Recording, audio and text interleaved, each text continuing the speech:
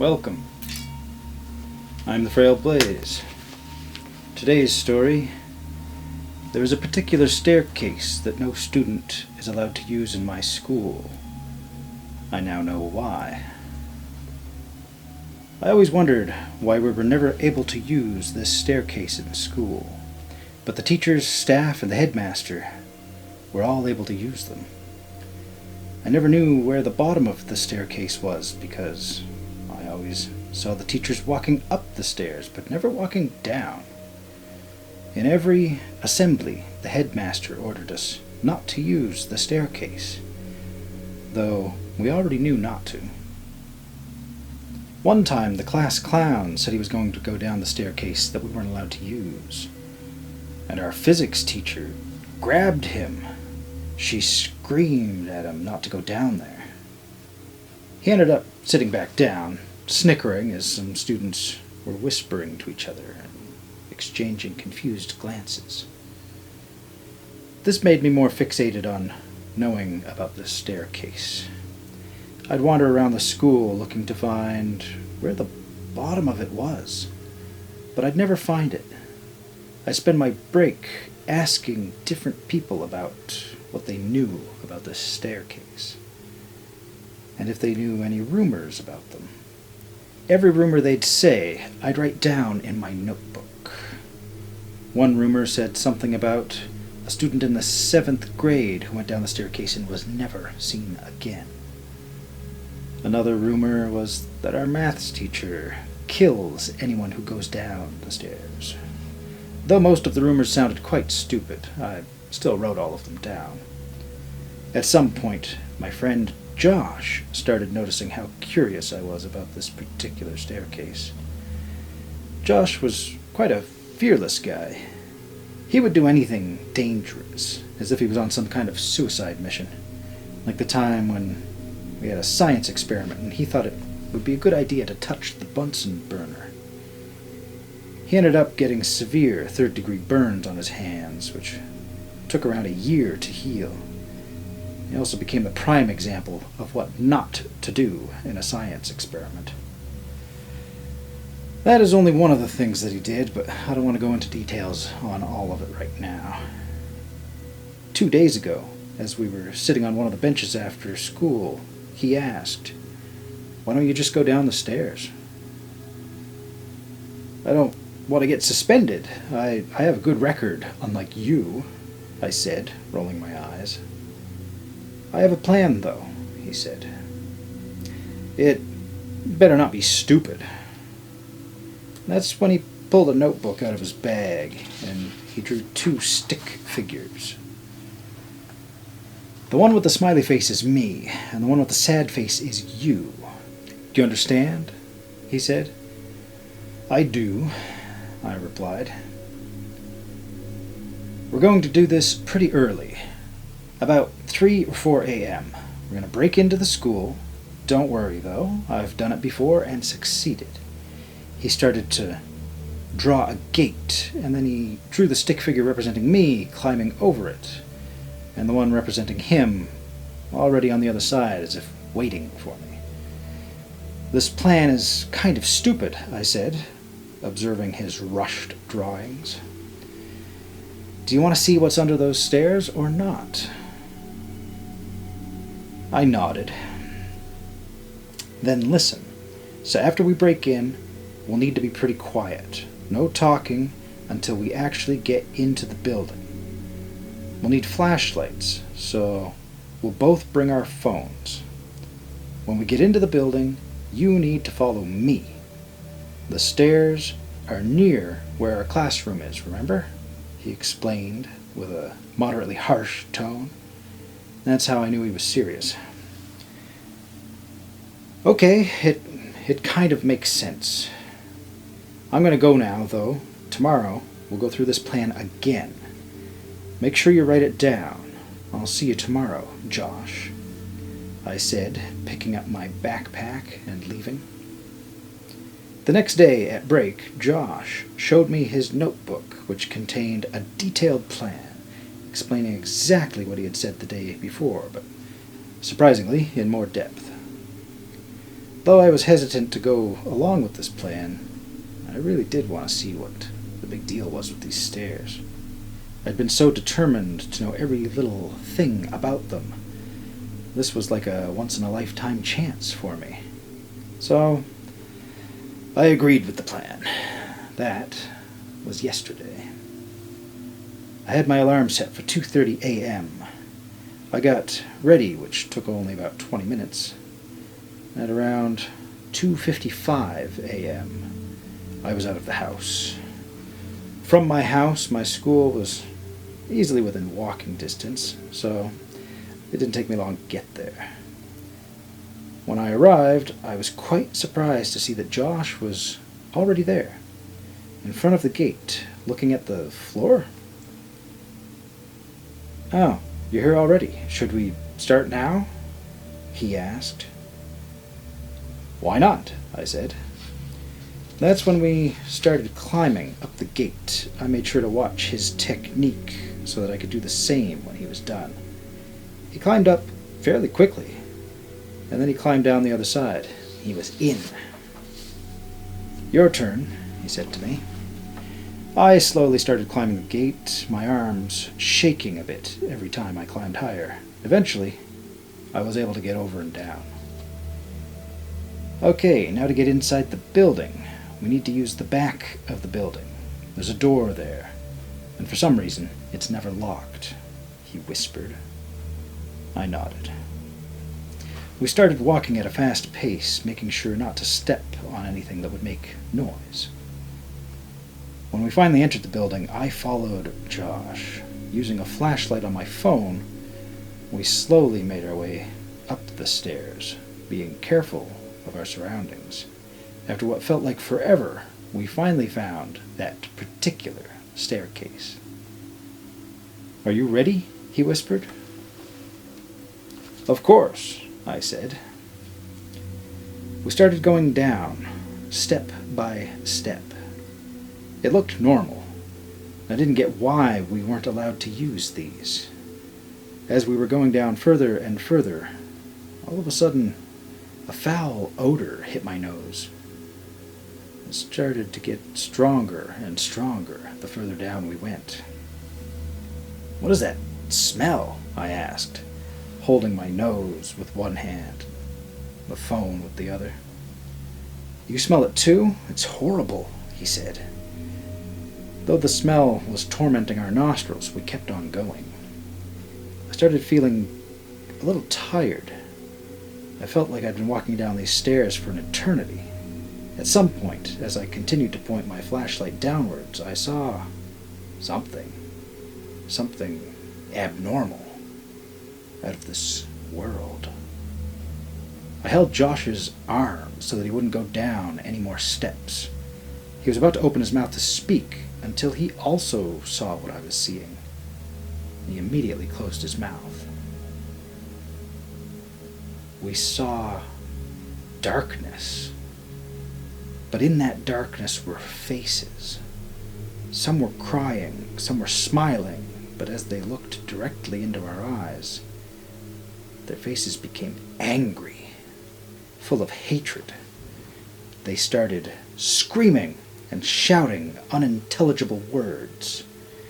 They reached their arms out for us. And that's when the darkness started rising. And I screamed at Josh to run, hyperventilating as tears streamed down my face. I rapidly ran up the stairs as the darkness slowly consumed every step. Josh was running next to me, though he tripped and he fell. I screamed and heard the sound of synchronized laughter and the sound of Josh screaming in agony and terror as the creatures pulled him into the void. I kept running, up and up and up the stairs. I didn't dare look behind me. Somehow I was able to reach the top of the stairs, and when I did, I collapsed to the floor, shaking uncontrollably. Tears still streaming out of my eyes as I covered my face screaming. Someone tapped me on the shoulder, and as I uncovered my face, I realized it was my physics teacher. She stared at me with a mix of emotions on her face. She held her hand out, gesturing me to get up. When I got up, I realized she wasn't the only one there. All of my teachers who taught my classes were there, all in a line, staring at me. Some were crying. Some just stared blankly with no expression. "You're going to have to go to the headmaster's office. I'm sorry," she said, her voice slightly quivering.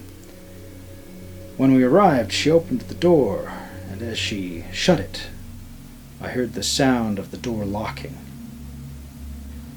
This wasn't the headmaster's office. That was a few hours ago.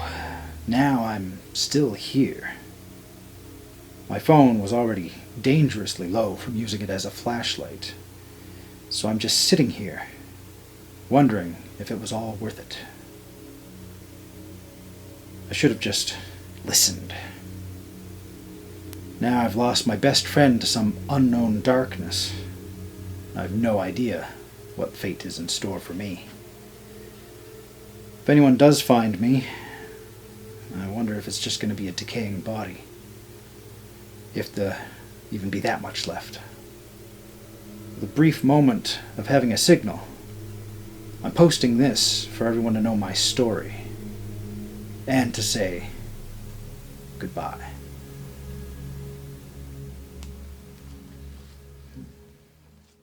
This story is called I Saw Her Dancing with Him. This will probably get me into trouble if I name names. Her family is looking for her, and the last thing they want is the guy she was dating to be telling stories that paint a different picture from the one that they want to tell the police. For that reason, my name is John, and her name is Sarah. I own a holiday home where there's usually a lot of snow. The week I took her up there was one of the warmer times. The only ice one would see is on the nearby mountains, and maybe a few frosted windows early in the morning. It was the kind of cold that made you want to stay in bed in the morning, no matter what had to be done. And that's one of the reasons I took us there, and not some hotel by the sea. We'd always be going and doing something instead of enjoying each other's company indoors. Something we hadn't done in a long time. Considering work and distance between us, nothing a warm fireplace in a secluded house couldn't fix. The drive there was long and a little uncomfortable. The sun had fallen, so I turned on the lights and settled in for a slower, more careful drive. "So, you're not speaking to me now?" I said. Sarah flexed her fingers and examined her nails. She must have regretted that attempt at casual indifference because she stuffed her hand back in her sleeves and gave a little shiver in reply. "You're not so young that you can get away with the childish behavior like that anymore," I chimed. She looked at me slowly with wide eyes. "You did not just fucking say that," she said with a tremble of anger. "Much better," I said, placing my hand on her knee and squeezing it for a moment. "Now, how about telling me what I did wrong?" "Well, if you don't—" "Sarah," I interrupted, "we're fast becoming a cliché if you're going to say the same things." "You're an asshole. You think you know everything, don't you?" she replied. "Here we go," I sighed. What followed was the usual back and forth. I enjoyed every minute of it. It also made the drive pass by quicker, not that I got tired of seeing asphalt, frosted glass, and frigid trees in the headlights. Occasionally, we passed another car slowly making its way between towns. There was one that followed us for a good long while, with their blinding lights on in my mirrors. But luckily, I turned off the main road and went down a dirt road leading towards my holiday home soon after. I looked at their car in my rear view mirror as I drove and cursed them out. "Temper, temper, John," Sarah chimed. "Don't you temper me," I growled. "I thought we were going to have a relaxing holiday weekend," she continued teasingly. "So far, it's as relaxing as a trip to the dentist." "Well, let me tell you..." I stopped myself and took a deep breath. I knew she was just trying to get a rise out of me. I knew she meant well. Sometimes she was just too damn good at it. "Tell you what, if a dentist is on your mind, we can play doctor when we get there." "Oh?" Sarah smiled, falling into a happy silence. I could see the shape of my holiday house in the distance. Against the dark blue gaps between the silhouettes of trees was a blocky shape of a 2-story house that had absolutely everything. Large windows, comfortable furniture, modern kitchen, 12 large, empty rooms full of everything we could possibly need for a relaxing holiday. I gave her a slow tour once we arrived inside. We got our things from the car. I unpacked the food in the kitchen while she took care of the clothes. I wandered around the place again after that, just to make sure everything was in place. More specifically, I stopped in the living room. I eyed the fireplace, hearing a low whoosh of air that had traveled down the chimney. Starting a fire late at night seemed like a silly idea, but I was in a silly mood. Strangely, it did feel a little warm already. I figured it was because the living room had all that warm furniture, or maybe Sarah had kicked the heaters into overdrive. I heard the fireplace whistle again as a stiff breeze swept over the house. I approached one of the windows and peeked through the gap in the curtains at the dirt road leading up to the place. I could see a glittering of dew on the grass in the moonlight. The stars were clear for all to see, another plus of being in the countryside. If it weren't so cold, I would have stepped out with Sarah to admire them, turn on that romantic charm, and pretend I knew a few constellations. I closed the curtain and smiled to myself. Satisfied with my look around the bottom floor, I turned off the lights in the kitchen and went up to see Sarah. She was waiting for me. Sleep was easy. The bed covers were heavy and warm. Sarah was laying against me, my head half sunk into the cushy pillow, and the bedroom was filled with the room temperature air from the heater. It was lazy bliss. Only, I'm not a young man anymore, and I woke up in the night with an urgent need to go to the washroom. Reluctantly, I climbed out of the bed. After finishing in the ensuite bathroom, I was thirsty. Sarah had woken up as well. I told her that I was going to the kitchen. She moaned something about shutting the door behind me before yawning, and she fell back asleep. It was a slow descent down the stairs. I didn't turn on the lights because I wanted to see if I could reach the bottom without them, but it just made it so much more frustrating. For a moment, my heart jumped when I saw a flicker of a shadow. I paused near the bottom of the stairs, trying to understand what it was that I'd seen.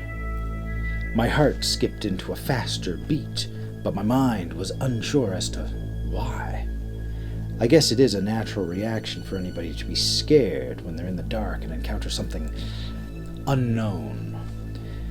Did a coat rack by the door scare me? Was my imagination playing tricks on me? What the hell happened, and why did I feel so threatened? By the time I made it to the kitchen, I dropped the thoughts completely. I poured myself a glass of water and sipped at it.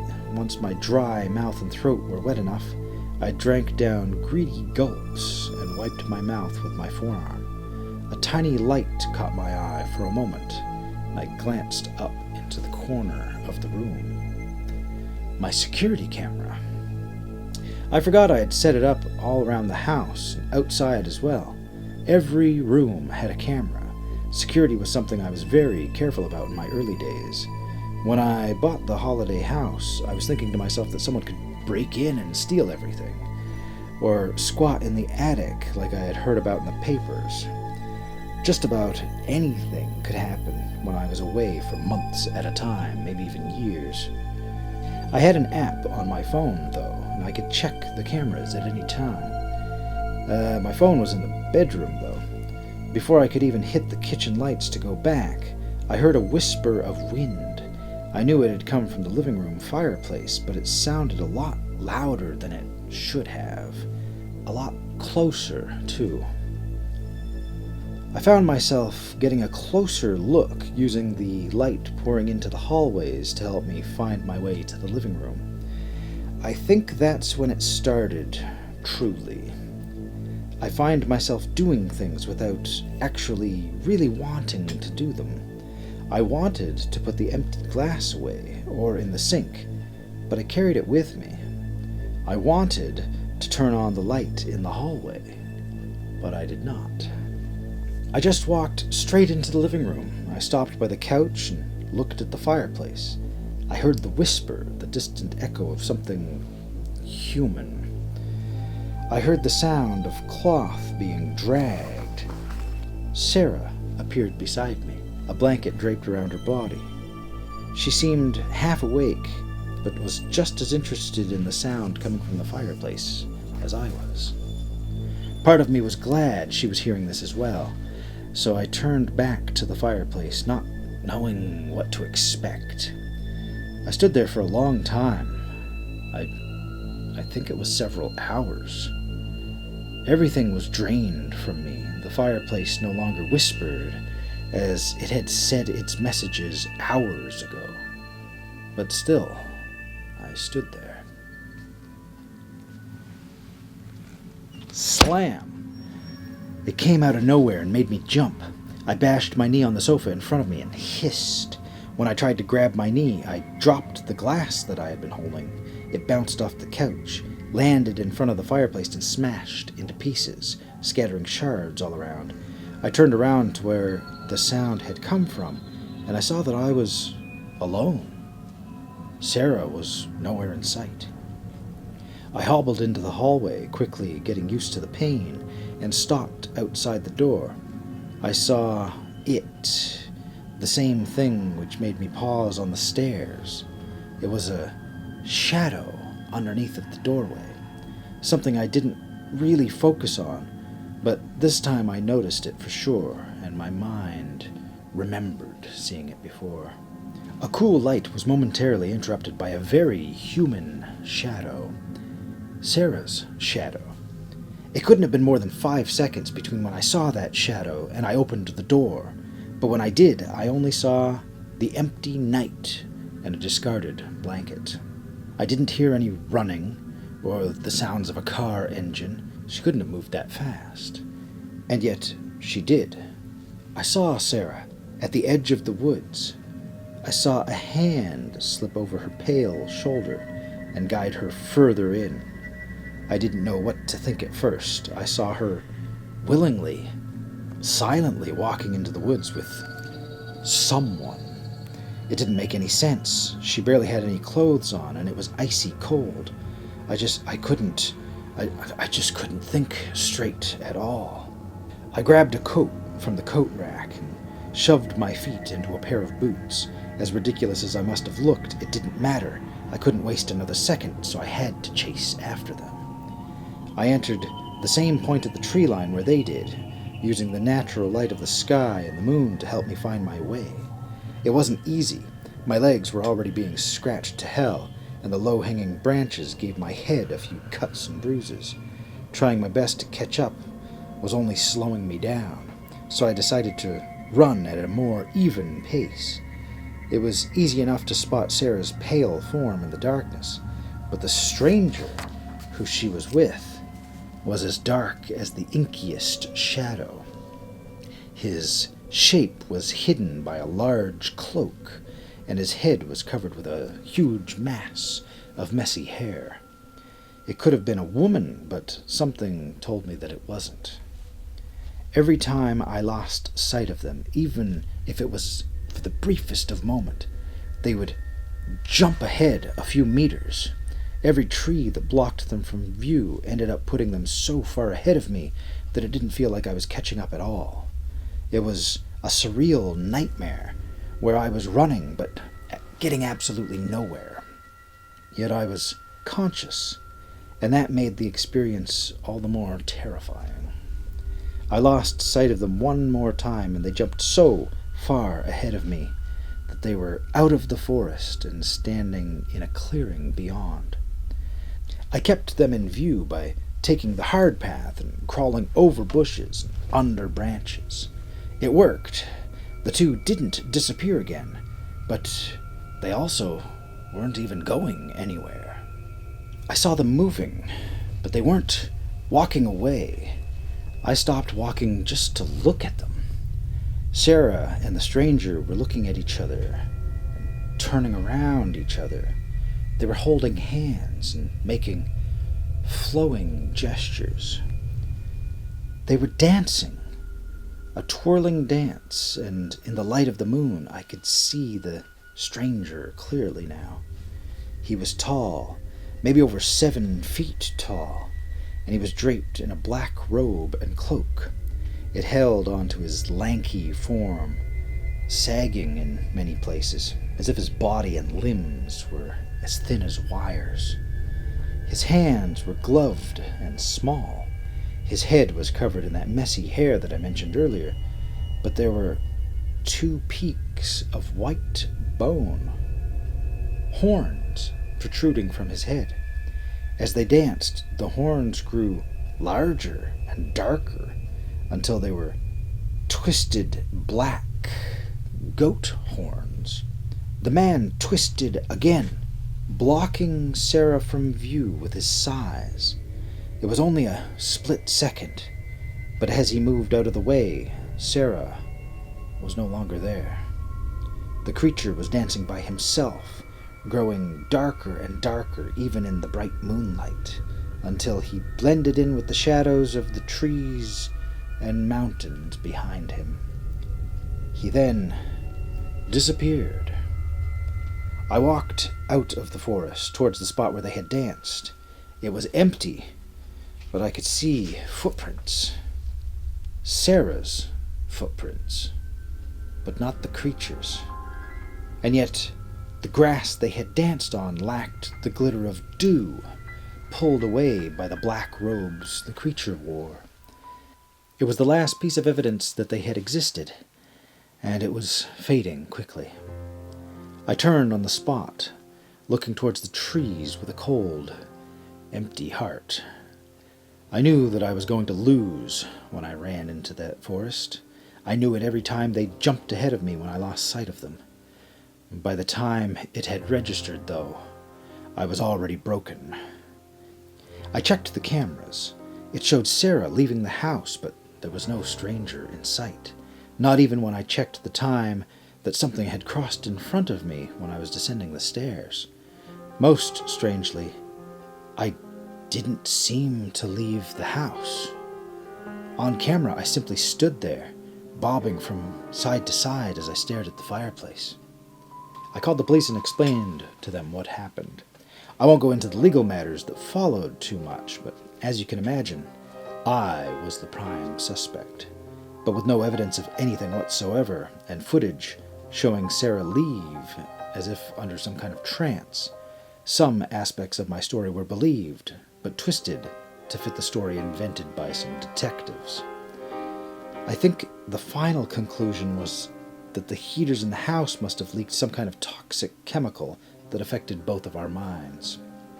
It was an easy explanation for my story and the weird way that she had left the house so neatly, quietly, and trance-like.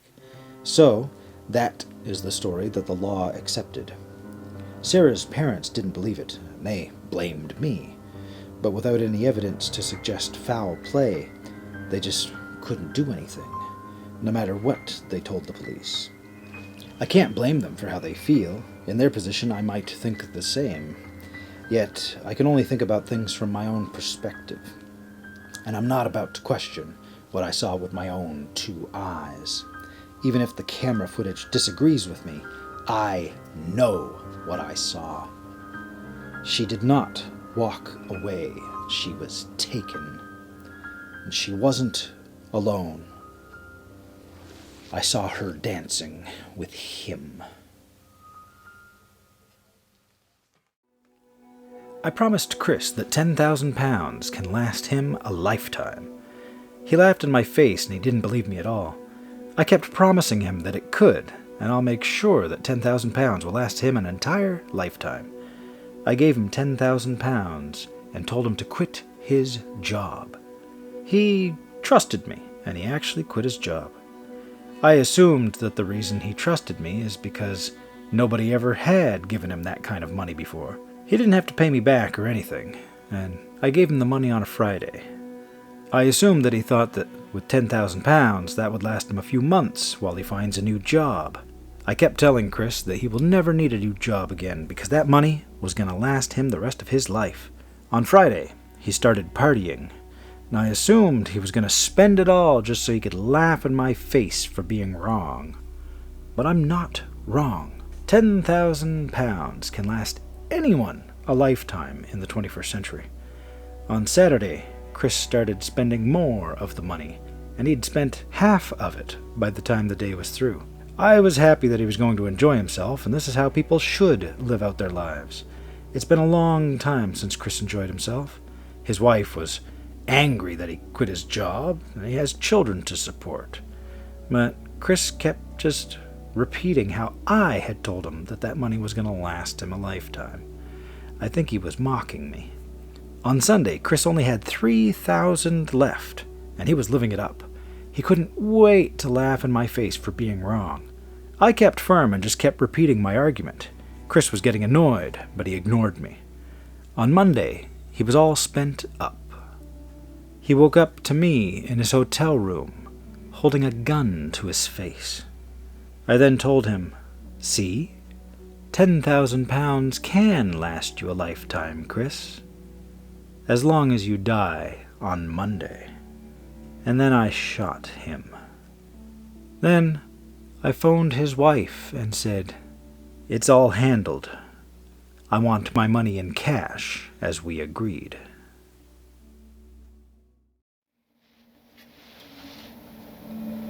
Today's story.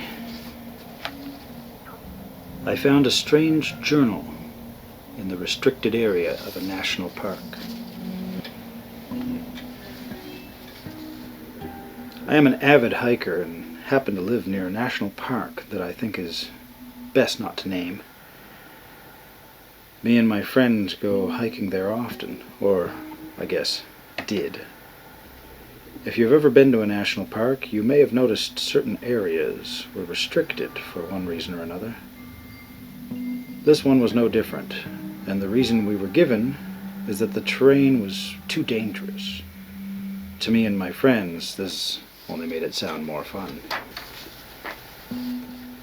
When you spend as much time in the park as I, you begin to catch on to the ranger's routines. Soon, you're able to avoid them with ease, and so we made our way into the restricted area.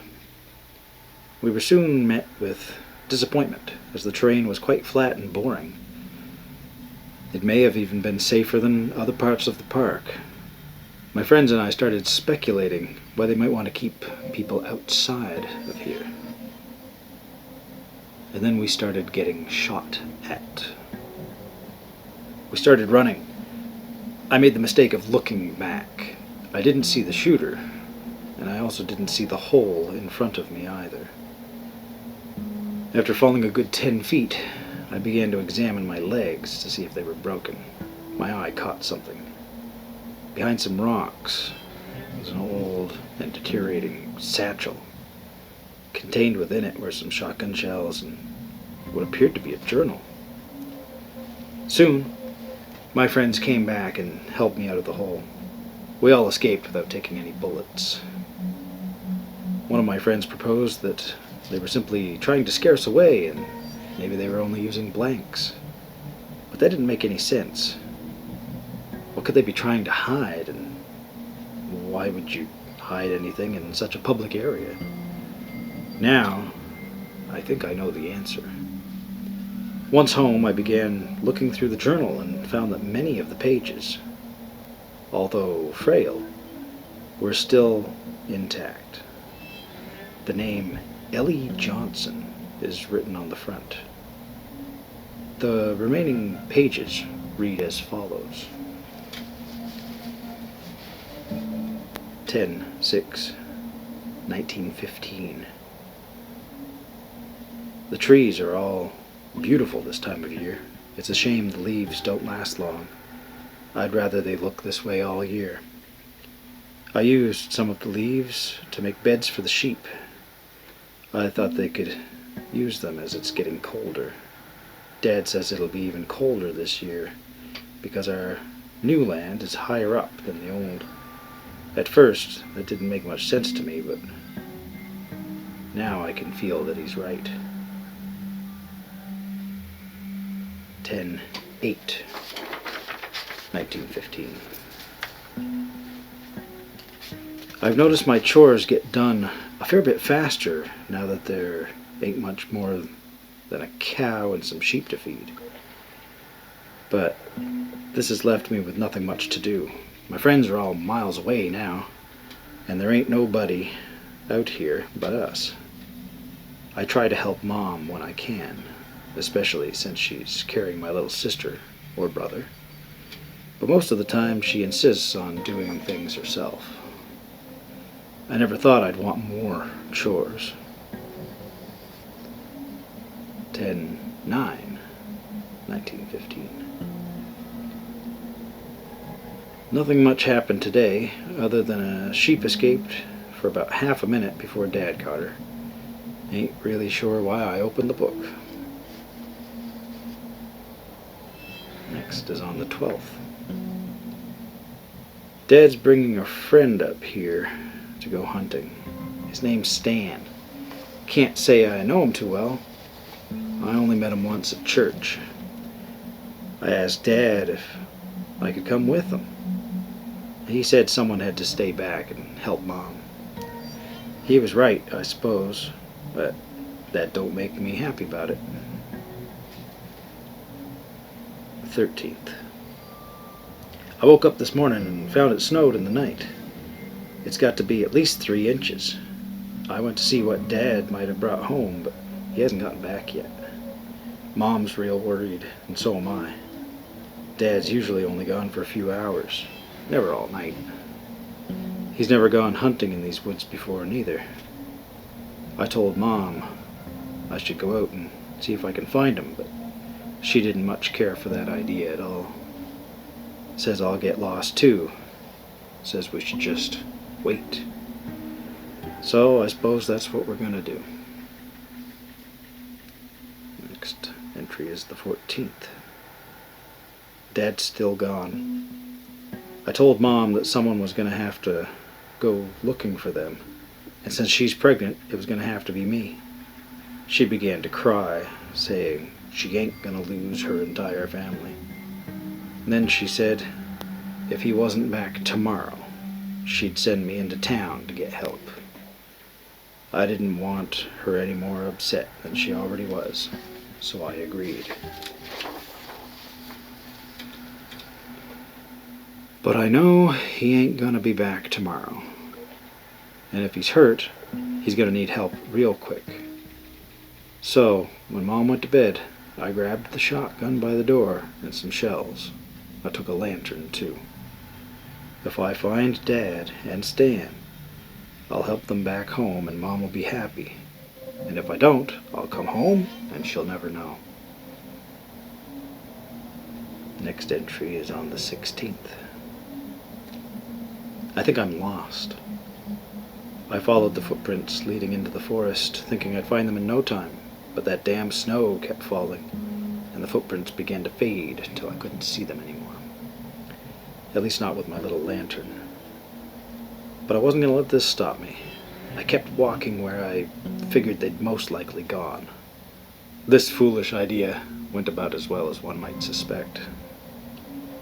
The lantern ain't worth dirt. I didn't know I was even on a hill till I was rolling down it. I hit my head against a rock on the way down. Everything went black. I woke up the next morning half buried in snow, but by the good grace of the Lord I didn't break any bones. I climbed back up the hill to find that the snow had erased my tracks just the same as the others. I thought if I just kept walking straight I'd end up back home, but after an hour I was still in the woods. I kept on wandering in every direction without finding nothing but more trees and snow, like the damn thing goes on forever. Didn't see a single animal either. Not one squirrel or bird. Like these woods are dead. I did find a small cave. I reckon it'd be better than sleeping under a tree, but I didn't get any sleep. Something strange started howling as soon as I closed my eyes. It didn't sound like any wolf that I know of, but I ain't really sure how to describe it. But it was close by, much closer than I would have liked. I thought I might have been trying to sleep in its home, so I kept the gun ready. It didn't stop until the sun began to peek through the trees. Only then could I rest. I awoke about midday. I wonder if Mom is all right. Probably not too happy, I imagine. I hope she doesn't come looking for me like a fool, like me. I hope she goes to get help. October 17th, 1915. I think it's the next day, but I ain't sure. I ain't sure of anything. I began another day of hopelessly trying to escape the woods. I don't think they ever end. I think home may be 1,000 miles away, if it's even that close. I came across some footprints.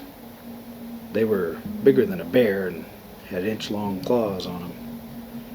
Next to them seemed to be the marks of something being dragged along. I followed them. I know it wasn't smart, but it was something. Something in a forest of nothing. As I followed, I'd find blood around the tracks every now and again. I kept walking till I came across the cave. This one was much larger than the one I'd used for a shelter. And there was something inside. It was a giant beast, hunched over, eating something. There was blood all around the mouth of the cave. I saw the bones of the creature's back poking through its gray skin. I stood, frozen, and started to cry. I wasn't sure why at the time, but now I believe it's because I knew who it was eating. Before I could make too much noise, a hand went over my mouth, and I was dragged behind a nearby rock. It was Stan. He gestured to me to be quiet and asked for the shotgun. I gave it to him. I asked him what happened to his gun. He told me he dropped it while he was running away from that beast. Then I asked where Dad was. He didn't answer. I tried keeping my tears quiet, but I failed. In the blink of an eye, that antlered monster had its jaws on my leg. I screamed in pain before Stan shot it in the face. It released me and turned towards him. Then he shot it in the chest. It didn't seem to do much good, other than making it mad. The gun was now empty, but the monster was enraged. Stan ran off into the never-ending forest, with this abomination gaining behind him, leaving me alone. It was going to catch him. It was going to kill him. And it was going to drag him back here. And then it was probably going to do the same to me. I got up and began limping away. I kept my eyes closed until I was past the cave. I didn't want to see whatever was inside. I didn't get far before falling through the earth. Now I'm stuck in a hole. I don't think it's a work of nature. It's much too deep for that. It seems instead to be a trap dug by a demon. I'm not sure how long it'll be before he finds me. One of my legs is broken. The other's been badly wounded by the beast. I can't get out. The skin around the bite wound is beginning to turn gray. I feel sick as a dog. Mom, if you find this, I love you. And also, run.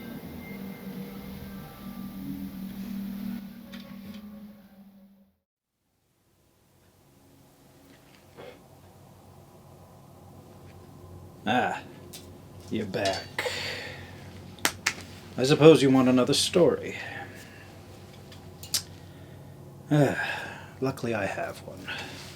This story is called Wake Up. It was normal for me to go to my friend Luke's place for a sleepover when I was a kid. We used to play games on the Wii and watch YouTube videos all day. This weekend I was having a blast, and as night drew closer to me, Luke decided to get ready for bed. Luke's room was kind of creepy because of the nightlight. It would cast a weird shadow on the wall that kind of looked like a man clinging to the corner of the room. Luke's mom showed me that it was just the closet door handle, so it was kind of like a coat on the chair looking like a person sort of thing. As I drifted to slumber, I awoke to Luke's mom waking me up soon after. "Your dad is here early. Pick up your things." I was upset and admittedly bratty. I didn't want to go early, but I guessed that it was all right. I packed my things and got in the car. It was a cold, dark night. Very dim street lights lit up the road. On the car ride home, I was still very tired, and so I fell asleep again. As I woke up, I found myself back at Luke's house. That's strange, I said to myself. So, was that a dream, or am I dreaming now? I shrugged it off and continued my sleepover with Luke as normal. Nighttime came once more, and I went to bed as normal. This time, I woke up to a similar situation. Only this time, things were different. I wonder where this one's going. It was the same, but everything felt surreal. Luke's mom woke me up, same as last time, but her voice was almost muffled, and everything was gray, like static. I walked out and got in the car again, but when I did, the car sped up quick. I heard screams coming from behind the car as my dad hastily looked over the seat and said to me, "You need to wake up. You hear me? It's not real." I jolted back and woke up confused. I was frightened and hadn't left my mind that morning. Luke and I had breakfast, and then when we were eating our cereal, I told Luke about my dream and how my dad was saying weird stuff. "What did he say?" Luke said. "Oh, something about waking up and like how it's not real or something," I said jokingly. But Luke didn't laugh. He gave me a dead stare.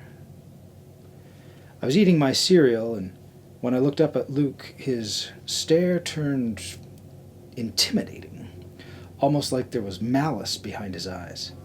I could feel the room getting darker and darker as the background noise faded into static. "You can't leave," he said.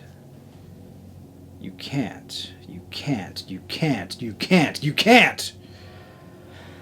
I was scared for my life as I saw his limbs contorting, his face growing pale, and his eyes becoming black, vacant sockets.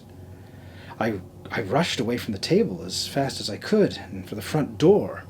I opened it, and as I looked back, I saw what used to be Luke crawling towards me on all fours, extremely fast, while screaming, "You can't!"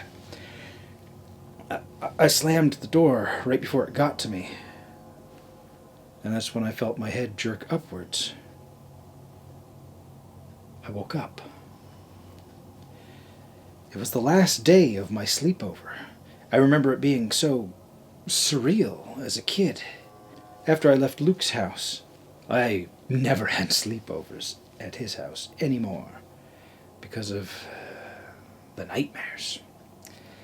Over the years, it sort of just became a passing memory. Just recently, I told Luke about it when he was over, and he had a good laugh. That's all it was. Just a funny story. Until a night ago, when I was going to sleep, I saw it. A man-shaped shadow in the corner of the room, clinging to the wall. The same one as when I was a kid. Watching me. Waiting. It found me.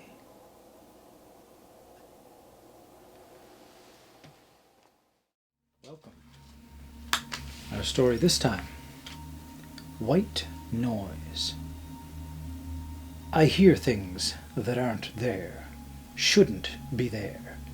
I hear them in the quiet noises, the liminal noises, the background hum, the drone of a steady fan, a washing machine humming and whooshing about its work, the blood rushing around my own system when I wear earplugs.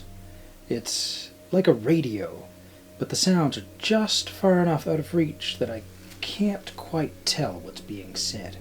I know I recognize that music, though, and the voices, so familiar. Sometimes I think I hear them say my name. I made a plan. I'm meditating now. I'm putting the fan on, the one that brings the voices closest, and I'm focusing on it, shutting out everything else. And I think it's working. Every night I get just a little bit closer. Or I did. The snatches of music and voices were agonizingly still just out of reach, and I'm stuck in place. I can't seem to get to them, but they're definitely saying my name. So I bought a white noise machine, and I've set it up with the fan. It's a bit of a racket, but once I get the levels and positioning right, it's actually quite wonderful. This will help me get there. I know it will. It is. It's doing it. I can hear the music, the voices. They're so happy and finally able to talk to me. They're reaching out from another dimension? Huh? That matches some of my theories, I suppose. Why me? I asked at first. They said I'm unusually receptive, and they've been trying to bring me to them for ages, ever since I was young. No wonder it all sounds so familiar. They have a job for me, and if I do it, I'll be able to join them. I'll be able to be one of them. They're the ruling class of their dimension, and I'm just a nothing here. A nobody. No family, no friends. I do my job from home, and the only people I ever speak to is by email or messenger. Maybe a few baristas downtown might notice I stopped coming in, but that's all. And I could be something. Something better, something more, just anything better than what I am now. All I have to do is draw some things in my blood on the wall, and some weird picture-type things, and open the door for them. Then I'll be somebody. Here goes.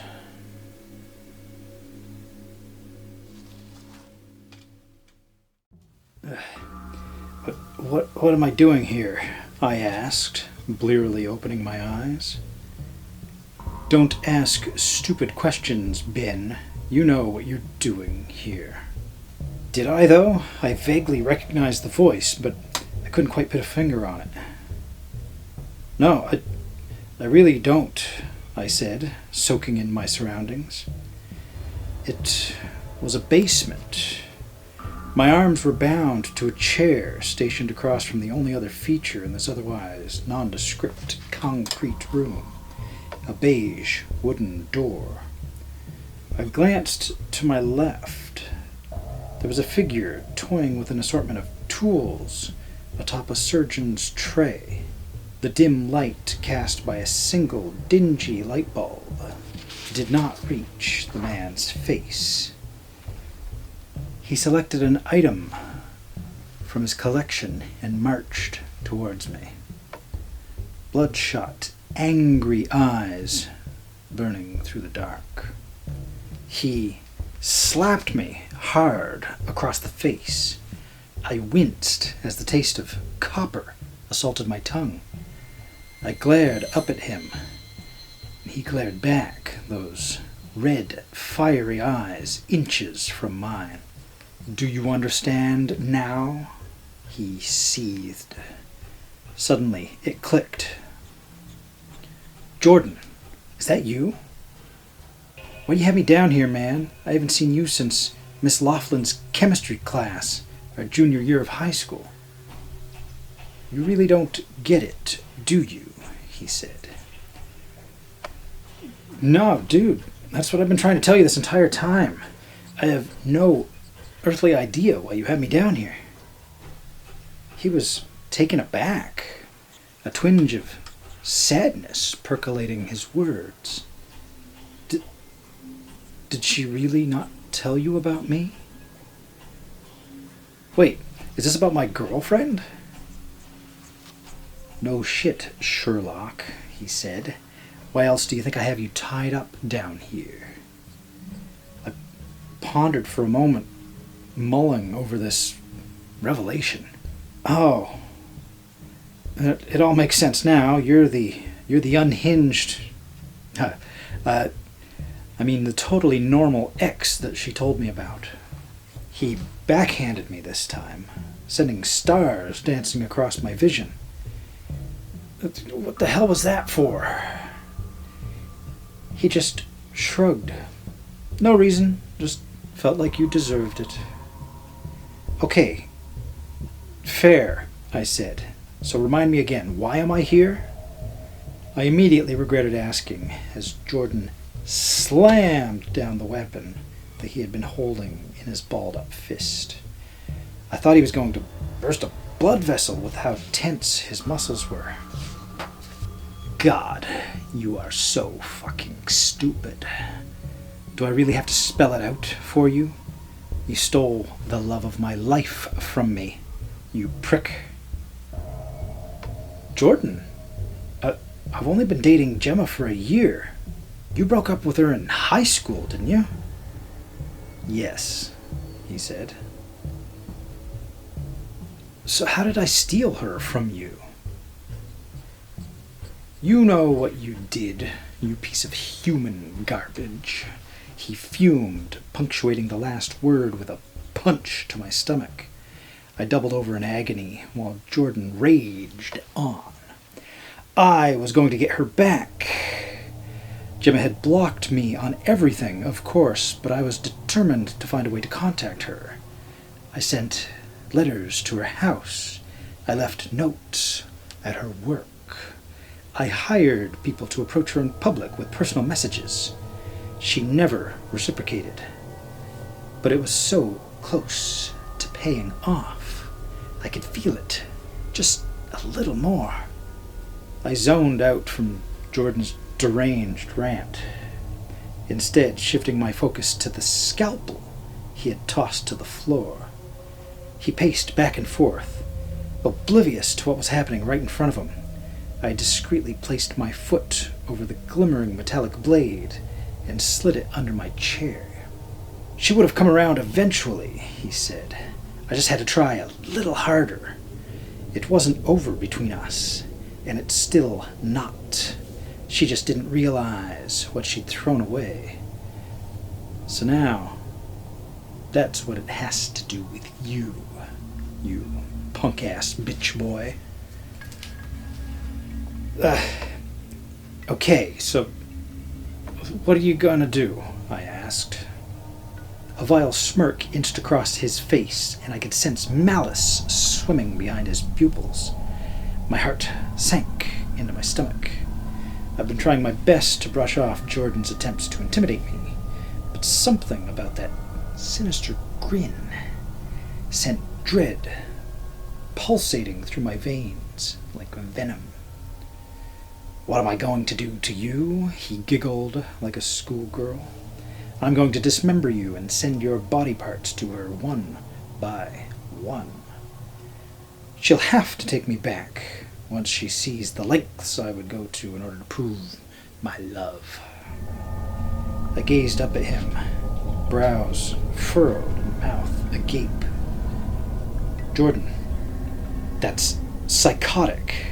You know that would never work, right? He began to cackle maniacally. I shuddered as a shiver undulated through my core. Of course it'll work. I'll show you both. But first, I'll need that scalpel back, he said, kicking me square in the shin. I howled in pain as he retrieved his lost weapon. You'll never get away with this, I huffed through clenched teeth. Seriously, dude?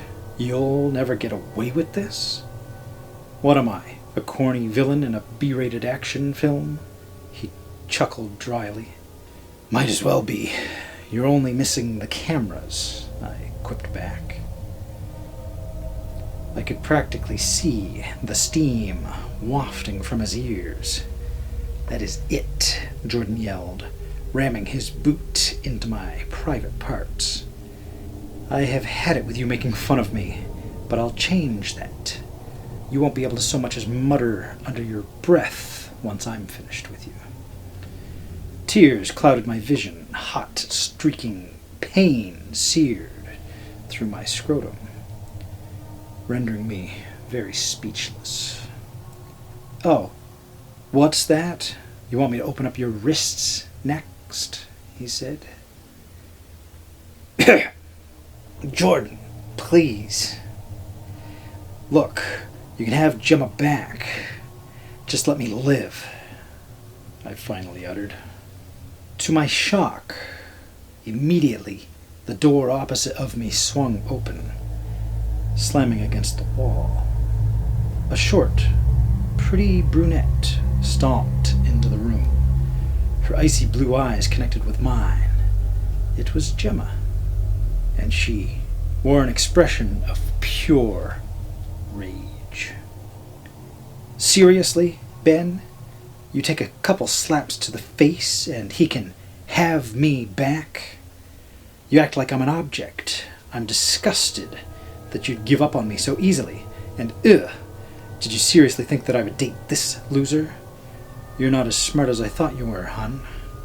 Okay, harsh, Jordan squeaked, failing to meet her gaze. Oh, shut up, she said. I'm not paying you to stand here and take compliments. So, what do you have to say for yourself, Benjamin? I stared at her, completely dumbstruck. Gemma, what the hell is wrong with you? You hired somebody to tie me up and torture me? For what? So you could test my loyalty? You're insane. That's no way to talk to your girlfriend, Benny Boo. You're making me sad, she whined, puffing out her lower lip. Girlfriend, I scoffed incredulously. We're done. Have it your way, babe. I'm sure you'll come around eventually, she said, flipping her hair behind her ear and heading back the way she came. Bye for now, sweetie. I'll come back when you're ready to talk. Jordan here will take good care of you in the meantime, she said, blowing a kiss as she again left me alone with my assailant. That was a week ago. I'm still down here. Jordan comes by a couple times a day to beat me up and deliver a glass of water and a wheat bread sandwich. A couple days ago, while providing me with my semi-daily dirty water and moldy bread, he passed me a shattered iPad.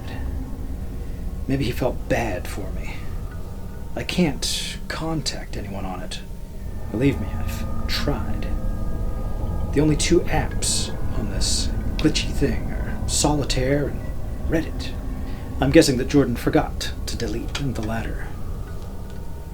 To anyone reading this, if you have any idea where I am, please help me.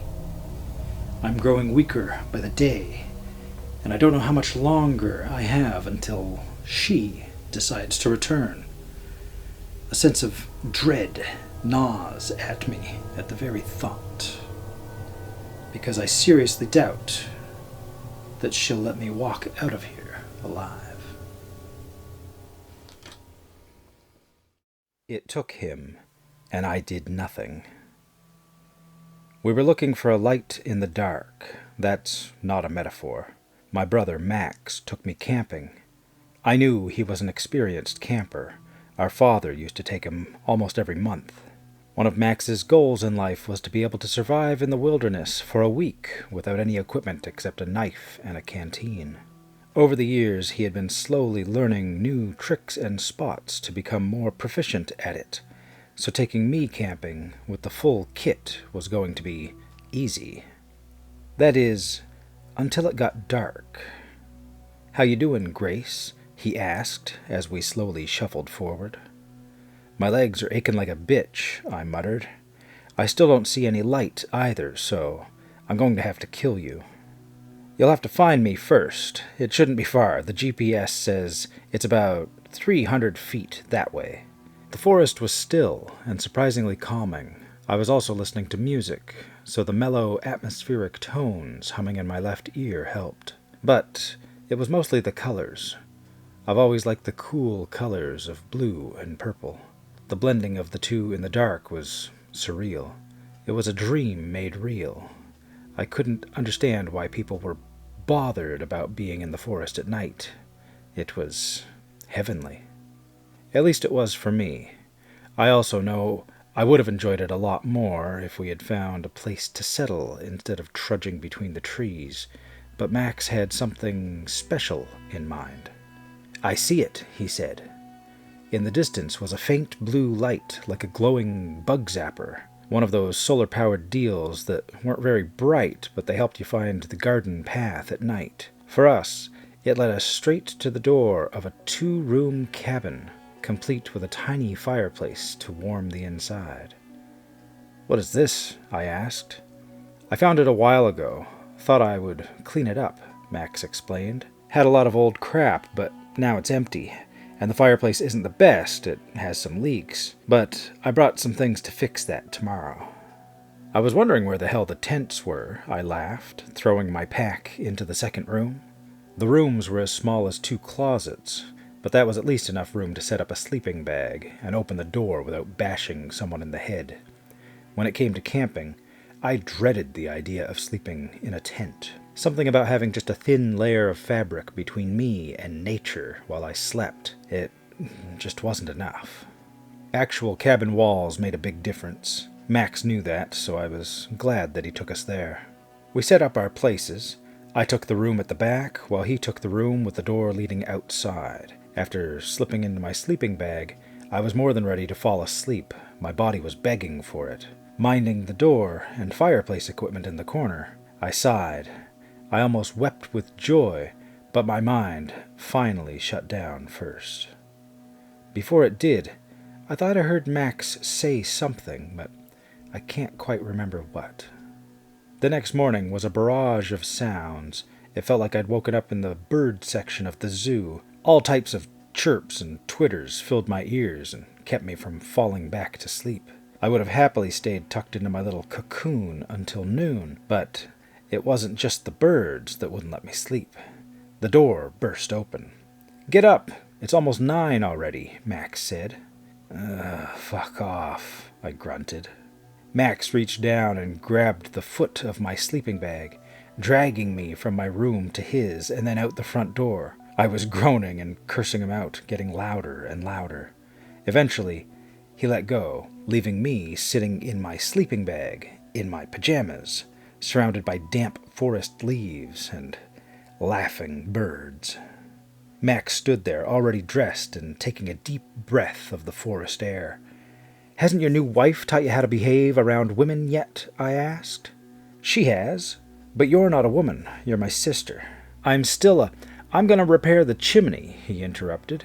"You can collect wood for the fireplace." And with that, Max turned around and walked back to the cabin. "And get a lot. Need something to cook breakfast on as well." My stomach rumbled at the thought. After returning to the cabin and changing, I set out to gather a ton of sticks and twigs. When I could, I dragged a few logs that weren't so damp. I saw a hand axe in Max's pack, so he could split them for the fireplace. It took a lot longer than I thought it would, but this was most likely because I was distracted by the forest itself. With both earphones in, I treated it like some kind of movie. An orchestra played over the small scenes of me picking up pieces of wood for the fire. Violins hummed when I looked up towards the treetops and the sky. The melodic sounds matched the tempo of the dappled shadows dancing on the forest floor. I know it sounds silly, but I know I can't be the only one who does this. Sometimes you just need a little more escapism with your escapism. However, something strange happened. My music was interrupted by a screeching. It was like a bad signal, the same kind of sound you would hear when turning a radio when you almost hit the right point. You can hear voices, but the static is still much louder. Only, I wasn't listening to the radio or some streaming device. It was just the music that was on my phone. I thought the earphones were screwed at first, but before I could take them off, the music returned, crystal clear. I was too mellow to care, let alone investigate what caused it. I blamed the technology and continued gathering wood. With a bundle wrapped in my arms, I turned around and made my way back to the cabin. Max was inside, working at the chimney while I set the wood outside. While he did that, I took out my brand new Wilderness Survival Guide, Pocket Edition, and turned to the page on making a fire. I heard Max chuckle when he saw me, laughing, a weird laugh, but I ignored him. It was my first real experience camping. I wasn't going back until I made a fire on my own. There are many ways to make a campfire. It all depends on how you set up the wood. I started clearing a space, creating a barrier of rocks, and then putting the wood into the shape of a teepee tent. I chose that style because that was the kind of campfire style I had seen in movies. Again, escapism with my escapism. And, surprisingly, it worked. The wood shavings I scraped off a branch with my knife made perfect tinder. The flames took to them, and the fire took to the wood. "Ha ha! I have made fire!" I roared. "I have made fire!" Nothing quite matched that feeling of euphoria. It was then that I forgot my problems completely. Max had brought me to this forest to get me over some personal issues I'd been having. It was a suggestion from his wife. Lighting that fire felt like burning the last of that misery away. I think Max felt the same way. When I looked over at him, he was smiling from ear to ear. I could see a slight sadness in his eye, and it quickly vanished, pride taking its place. I let the moment linger in the silence, focusing on the fire. I was just messing with the flames at some point, but it didn't matter. My first campfire. It was something to enjoy. Remembering breakfast, I looked back up at Max. He was still looking at the chimney, applying some kind of paste to the edgings and the rusted areas. I think he was sealing the gaps with a putty-like substance. "Hey, bring me the food and stuff," I said. "There's some..." "Hello? Are you listening?" Max hid his face, waving his hand to say he was listening as he walked deeper into the cabin. I looked back down at the fire and sighed. For a moment, I felt like a nagging child, but I let the feeling slip. Something I had learned to brush off after a few years of university. I was a basket of insecurities then. My phone buzzed in my pocket. I took it out thinking I got a text or something, but no, not a single message. I didn't even have any signal to begin with. Still, the phone buzzed strangely in my hand at weird intervals. I thought it was freaking out, but maybe it was some kind of virus or something. Not sure how to deal with it, I just turned it off. With a thump, my pack landed next to me while I sat at the fire. Max had thrown it and turned to the fireplace. I thought it was rude, a little too rude for even him. I get light-hearted sibling fights, but I had some fragile things in there. It was a step too far, and from his body language, I think he realized it. I swallowed my words and went to work setting up water to boil. Coffee first, food later. With the water off the fire, I realized I needed a bit more fuel. I stood up and looked out towards the forest trees, picked a direction, and took a step. As I did, I felt a dropping sensation. I thought I was having a panic attack, but I hadn't had any in years, which only worried me more. That sudden sensation where it feels like you've just woken up in a dark room filled with unseen threats. A tap was turned, and I began to sweat. I turned around to tell Max, but I saw him there in the doorway of the cabin, looking at me, arms at his sides. Max was sweating too, but he didn't seem to show any expression. He tried smiling at me, but struggled, and then he returned to neutral.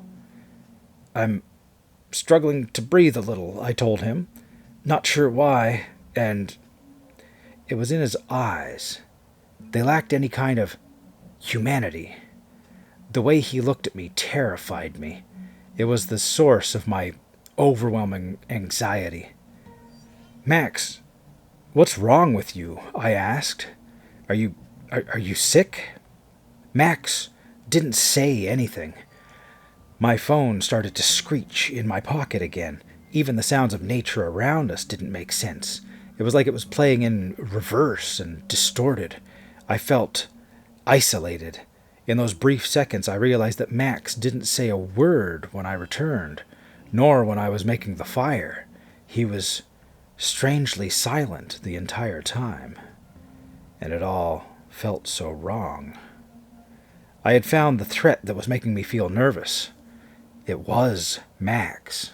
The moment I realized this, the piece of damp wood in the fire popped, and Max ran towards me. He was fast, faster than I was by a long shot. His face seemed to twist in on itself. I panicked, frozen in place, until he was only a few feet away. My knees gave out, and the movement snapped me to attention. I hunkered down, his arms missing me and his body crashing over me. I fell too, but I had an easier time getting to my feet. He didn't. He seemed to scramble on all fours, pushing the ground wrong with his arms, causing him to slip on the mud. The longer I looked at him, the more I found mistakes, mannerisms that weren't even human. I ran to the cabin in a panic. There weren't any windows, just a single door. I would be trapped, but I would also be safe. I could have run in any other direction, but Max could outrun me. It wouldn't matter how much of a head start I had. I slammed the door, placing the plank deadbolt across it. My last glimpse of Max was him getting to his feet and looking straight at me. Shortly after, he was bashing against the door with the full force of his body. My breathing was ragged as I backed away. I felt an itching sensation as I heard the weird sounds he made as air was forced from his lungs. The breathing made me lightheaded. I didn't even react when I fell back. I just hit the ground, taking the fall in stride as I stared at the door. Tuning the thumps out became easier until the only sounds I heard were my heart pounding and the soft sobs that escaped my lips. I brought my knees up and hugged them, letting myself break while I was safe. When I calmed down, I tried to make sense of what was happening. When my body could obey instructions again, I told it to get up and search the cabin for something to defend myself. There wasn't much to choose from. Then I remembered seeing an iron fire poker sitting in the corner of the room back where I slept. It was rusty, heavy, and the only thing that could possibly be considered a weapon in here. I opened the door and found my sleeping bag and Max's bunched up in one corner, covered in blood, and a pale arm sticking out. One of the fingers was crooked, missing the tip of a nail. I could feel something in me snap. My eyes instantly recognized the forearm before my mind that refused. A moment later, I closed the door, fire poker in hand. I couldn't tell you exactly how much time passed between that and what happened next. The day passed, I do know that. The warm light that did make it into the cabin had vanished. It felt colder. The thumps had stopped, but the imposter was still outside. I could hear it breathing. I could hear its steps as it shuffled around the cabin. I could hear it speak with Max's voice, talking about things like the weather and types of trees. It wasn't speaking to me, it was just speaking, imitating. I was starving. I knew I only had one real option, and it became a lot less possible the longer I waited. I am not the kind of person to do something so brave or crazy without the threat of death. I was going to try fighting it. I stood up and took steps towards the door. As I did, the creature followed the sound through the cabin. When I stopped, I heard it stop as well, until I finally reached the door itself. It stood on the other side, waiting. A tear ran down my cheek, just imagining my brother's face staring at mine on the other side of this door. My hand tightened around the poker, and I lifted the plank out of the way. No barricade. No lock. The door opened slowly at first, but I was scared already. I leaned back, lifted one leg, and braced for the hardest kick I could possibly muster. My boot hit the area beside the lock, sending the door back suddenly into the creature. I don't know if it made a sound. I was screaming after that. I saw its arm. I started swinging the poker. There was a little iron hook thing at the end, something that could dig into someone, do some real damage. My swings weren't perfect, but when that hook did catch, the creature hesitated long enough for me to get a few more hits in. For the most part, it reacted like a human would. It raised its arms in defense. It yelled in Max's voice. But the change happened again. A sudden shift. I could sense it. The screaming stopped. The flailing stopped also. I was glad it was dark enough to hide his face. I didn't want to see it. I didn't stop. I kept hitting it even when it stopped moving. I hit everything that wasn't already heavily damaged. The arms, the chest, the head, the legs, and then the head again. I felt something warm on my hands and the legs of my pants. The smell was enough to tell me what it was. More tired than satisfied, I finally dropped the iron poker.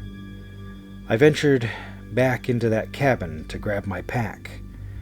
I stared at the door to the back room for a long time. "You can't carry him. What are you doing?" I said to myself. "Stop. Stop looking. Stop. Go. Now. Go." My body eventually listened to my mouth, turning me around and marching outside, past the body on the ground and between the trees. I stared at the small screen on the GPS. I started walking. When I reached the end of the clearing, I looked back. The cabin stood there, a black block in the cool darkness. I turned around and kept walking. My head felt empty. It was on autopilot. I felt cold and detached, like I was wandering through a dream world I knew to be a dream. I stumbled. I scratched my arms, but I didn't complain or curse. 10 minutes later, I heard a yell. It was a scream for help. It was human. It was male, and it came from the direction of the cabin. I kept going. The screaming faded. My face was cold with tears. It's been a few weeks since then. Mourning shouldn't be like this. Loss shouldn't be so cold and terrifying. The amount of regret I feel doesn't seem to subside. I don't regret running into the cabin. For me, it was the only way to stay safe and prepare myself. It was the right decision. I also don't regret attacking the creature. It wouldn't have left, and I don't think I could outsmart it. What I regret more than anything else is that I didn't check Max's body. That scream could have easily been a tactic for the creature to lure me back. Yet, it knew that the body was in the cabin. It knew I would discover it. It knew that I wouldn't fall for another Max impersonation. It's possible that the scream was Max's, the real Max. It's possible that he was alive, just injured. It's possible that I left him to die at the hands of that creature, or something else. I tell myself so many times that the creature must not have been that smart, that it was trying to trick me because that's all it knew how to do. But I just don't know. I don't know. And that sickens me. It took him, and I did nothing.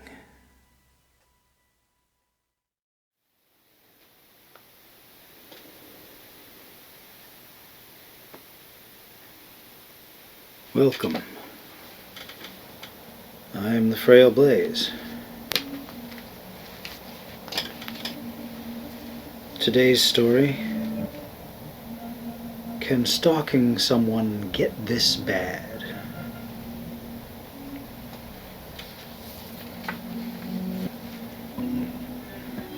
Do you guys know what the popular term yandere means?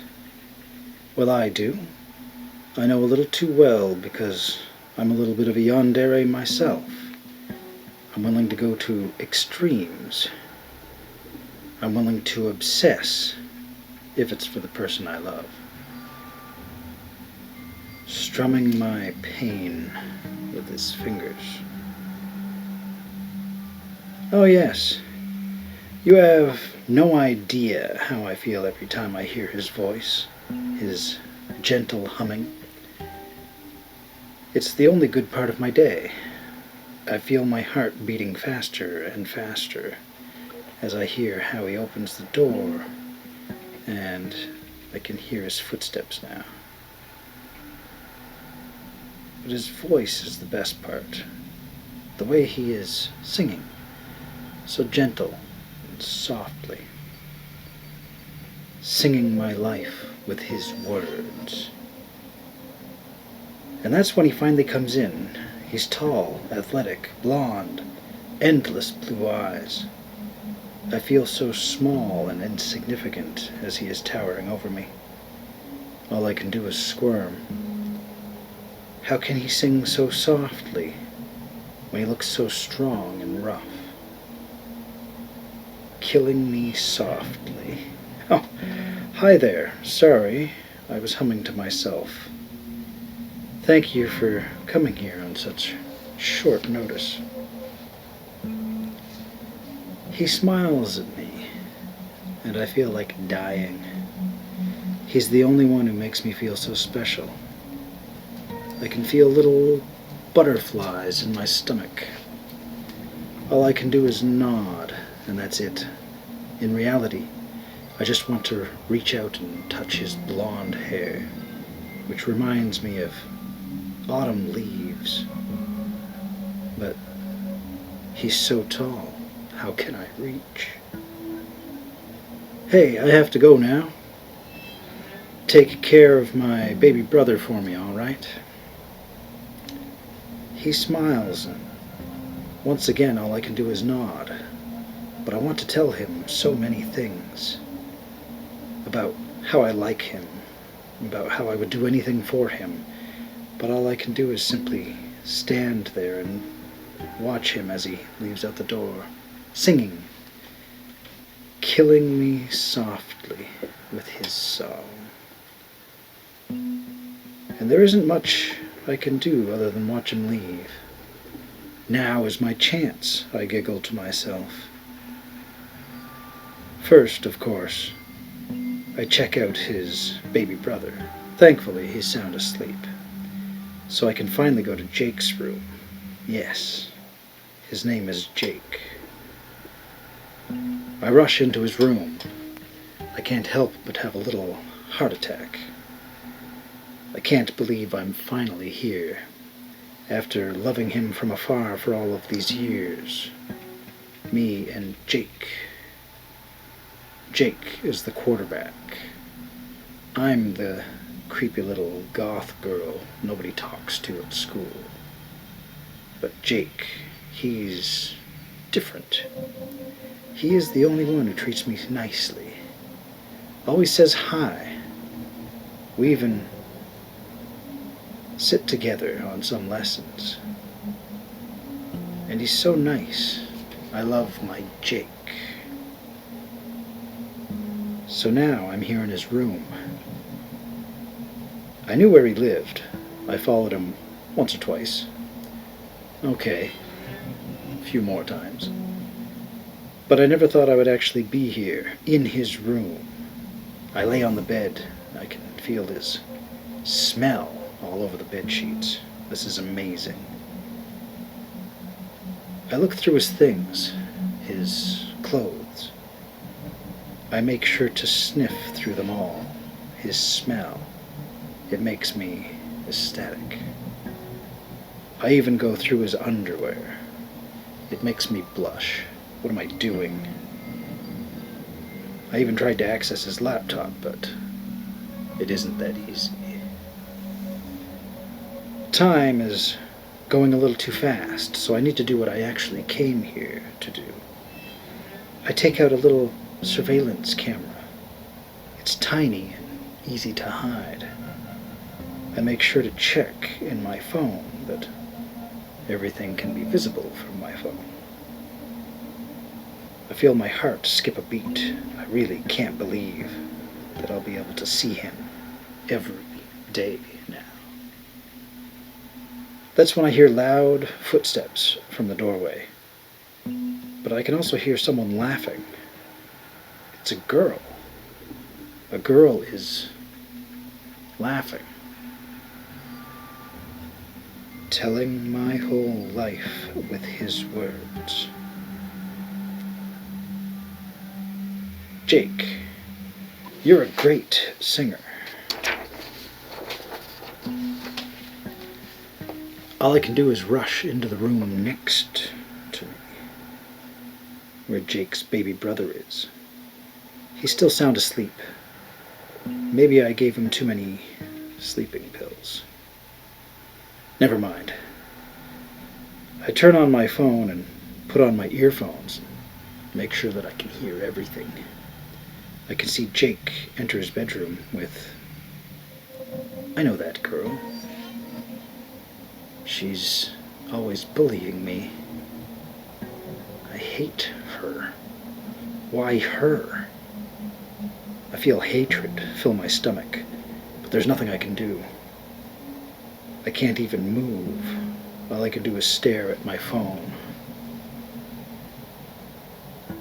I heard he sang a good song. I heard he had a style. Jake is humming. It's so beautiful. He's taking off his shorts. She's kissing him. He's pulling her hair. I can feel the tears fill up my eyes. Gosh, I want her to die so much. And so, I came to see him, to listen for a while. Jake, stop singing. It's weird.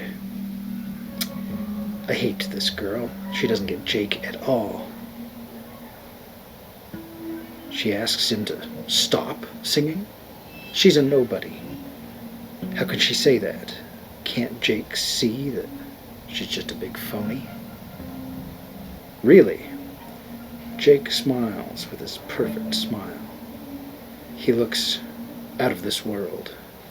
He's pulling her closer. And there he was, this young boy, a stranger to my eyes. He keeps on singing as she rolls her eyes and keeps on kissing him. I feel dizzy. I hate this. This is awful. Hey, can you tell me why you bully Jane? Did Jake just say my name?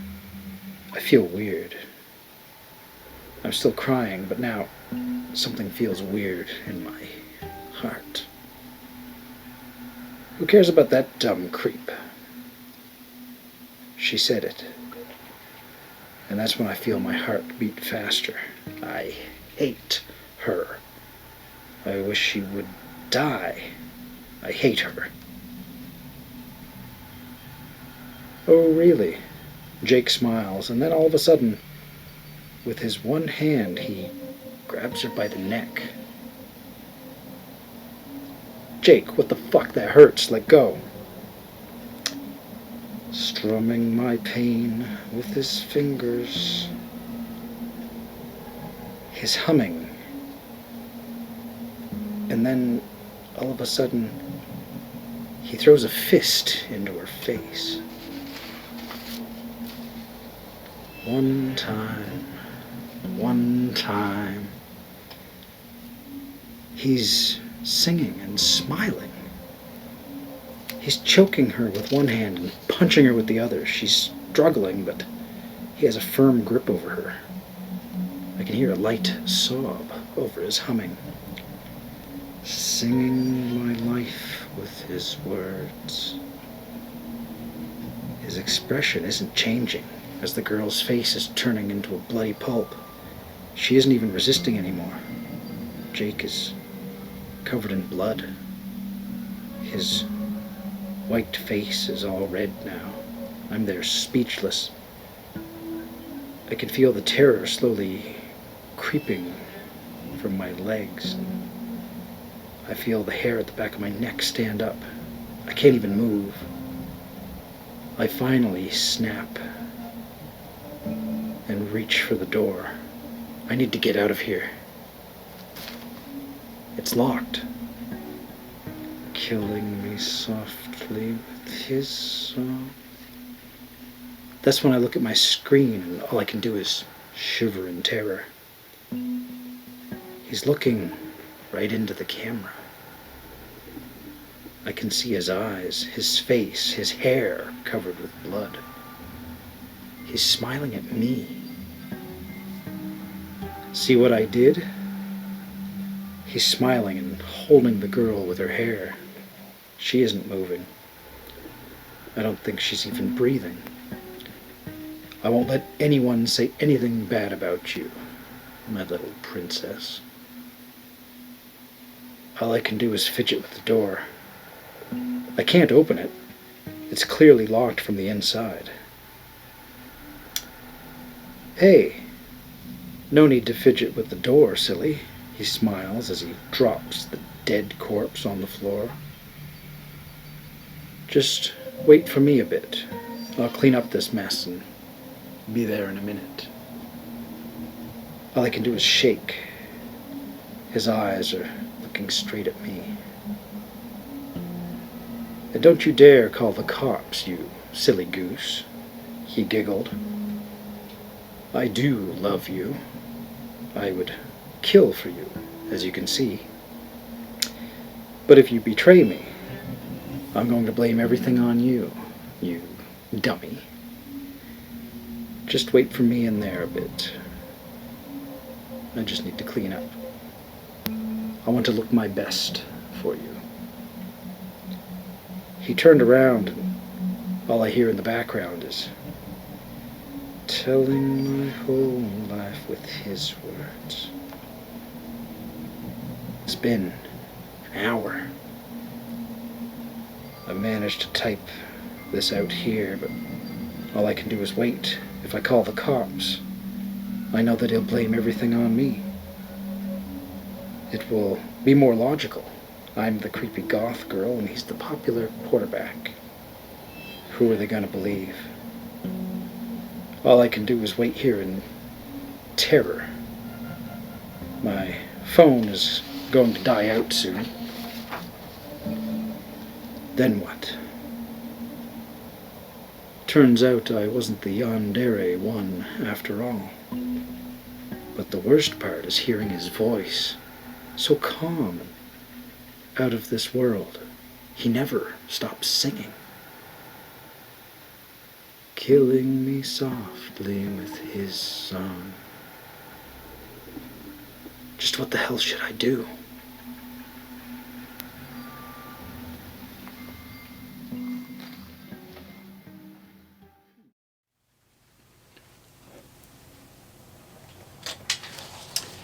Hello again. I know you want a story. This one's a little longer than most that I do, so it's getting its own reading. The story is called Descent. My name is Marcus, a 28-year-old aspiring writer still living with my mother. Life isn't panning out the way I imagined, but I hold on to hope. Writing short stories and diving into video games may become my refuge, even if none of my work has seen the light of day or publication. Many authors don't hit their stride until they're 30, right? But there's only one thing that keeps the nights from feeling too lonely: the eerie comfort of the Rot Lord. The enigmatic YouTuber specializes in sniffing out the best scary stories, and his mesmerizing narration eases my restless mind. A perfect way to end each day on a spine-tingling note. My insomnia never gives me respite, but I've discovered a fix. When sleep eludes me, I turn on the Rot Lord's videos, my earphones in place, and immerse myself in the chilling tales that promise to lead me into the land of slumber. Each morning, like clockwork, my mother disrupts the delicate balance. She insists on early rising, for she can't sleep. Neither can I. The routine remains unchanged, her nagging voice scolding me for not having a real job yet, and for me to find one and finally move out. She lays out the last of the household chores that await me before she returns from work, grumbling all the way out the door to her car, which is always accompanied by the familiar sound of leaking exhaust. Today feels different, though. I have a brilliant idea for a story, and I want to send it to the Rot Lord once it's completed. Mystery, suspense, and horror will blend together in a tale that's sure to catch the YouTuber's attention. With the Rot Lord's narration skills, my story might just be catapulted into the spotlight, maybe even attracting the attention of an agent. As dusk settled in, I furiously tapped away at my keyboard, giving life to the plot and characters in my mind. My excitement grows with every sentence I weave, and my fingers seem to dance with a life all their own. Evening descends, and my mother's arrival pulls me away from the intoxicating world that I've created. She is relentless with her accusations, labeling me a so-called bum who can't even be bothered to help around the house. But I brush off her disapproval, grabbing my laptop and retreating to the basement to write for a few more hours. The story is going to be my ultimate scary tale. I can feel it deep within my bones.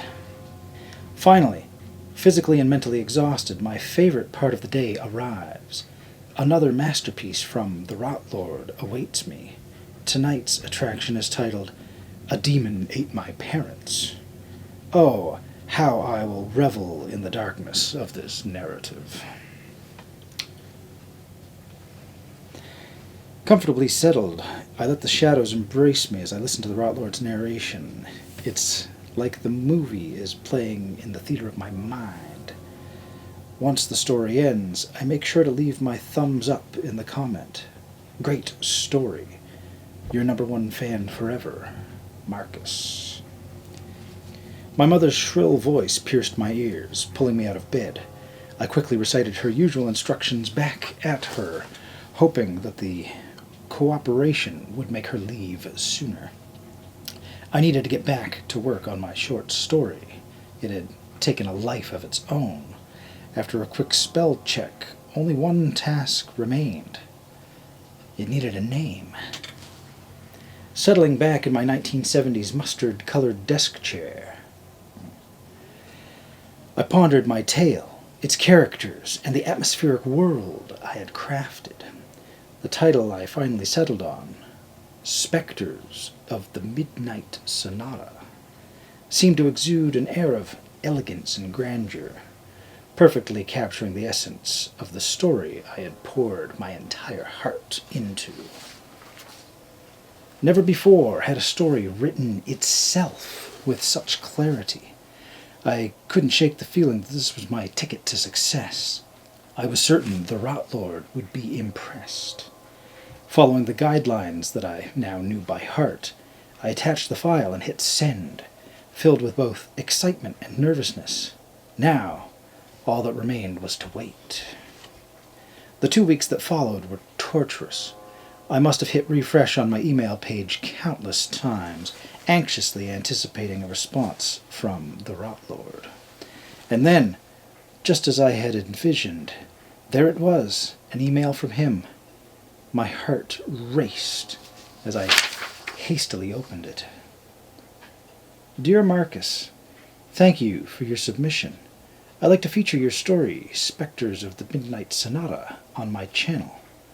If that's all right with you, your story had me hooked from the beginning, and the grand reveal at the end was exceptional. Thanks again. Sincerely, Rot Lord.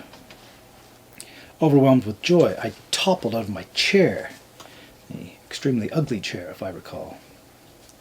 Scrambling back to my laptop, I read the email again, and this time I noticed a sudden surge of excitement welling up within me. Yes! Absolutely, oh my god, it's happening. My thoughts raced with exuberance, and I couldn't contain my emotions anymore.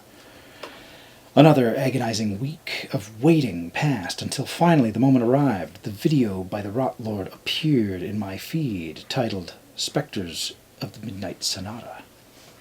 I dared not touch my phone's screen until I was lying in bed, in the dark, my sacred ritual. Tonight, more than ever, I could not afford to disrupt it. With my phone's light illuminating the ceiling, I took a deep, shaky breath and hit play.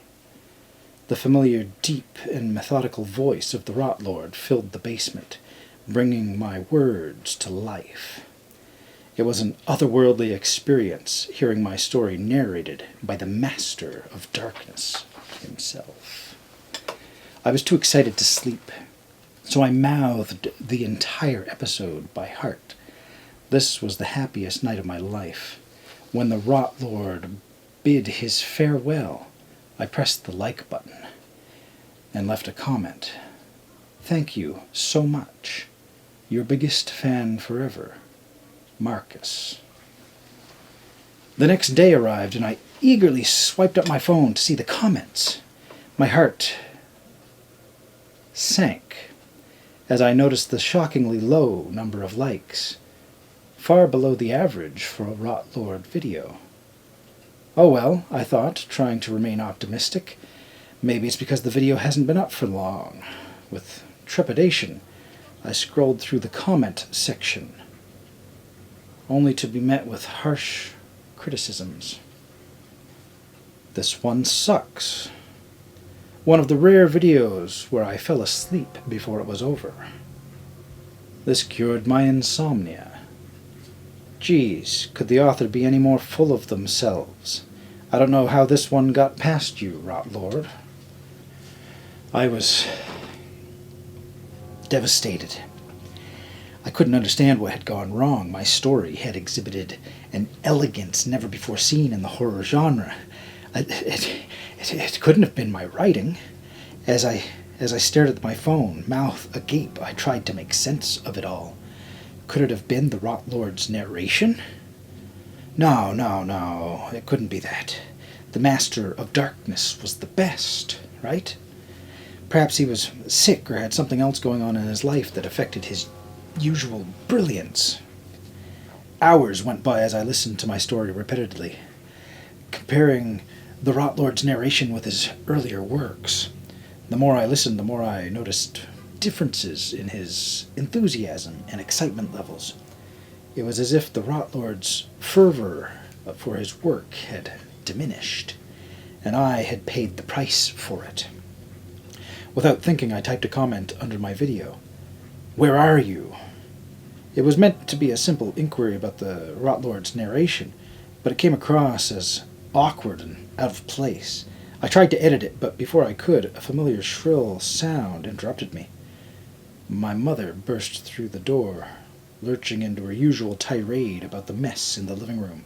Tissues, soda cans, and burger wrappers scattered everywhere. Overwhelmed with rage, confusion, and contempt, I stood up and pushed my mother with all the pent-up self-hatred inside me. She tumbled back, her head colliding with the corner of a brick fireplace. The sound was not what I expected. It wasn't like in the movies. It was just a body hitting the ground. A pool of blood slowly formed around her head.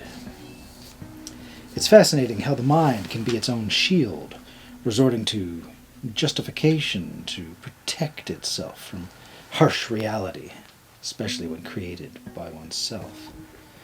Though, I suppose even surgeons drill holes into people's heads to relieve brain swelling. Why couldn't my mother have taken her foot off the gas for just one day? I was right in the middle of seeking a way out, a solution to free myself from her constant presence.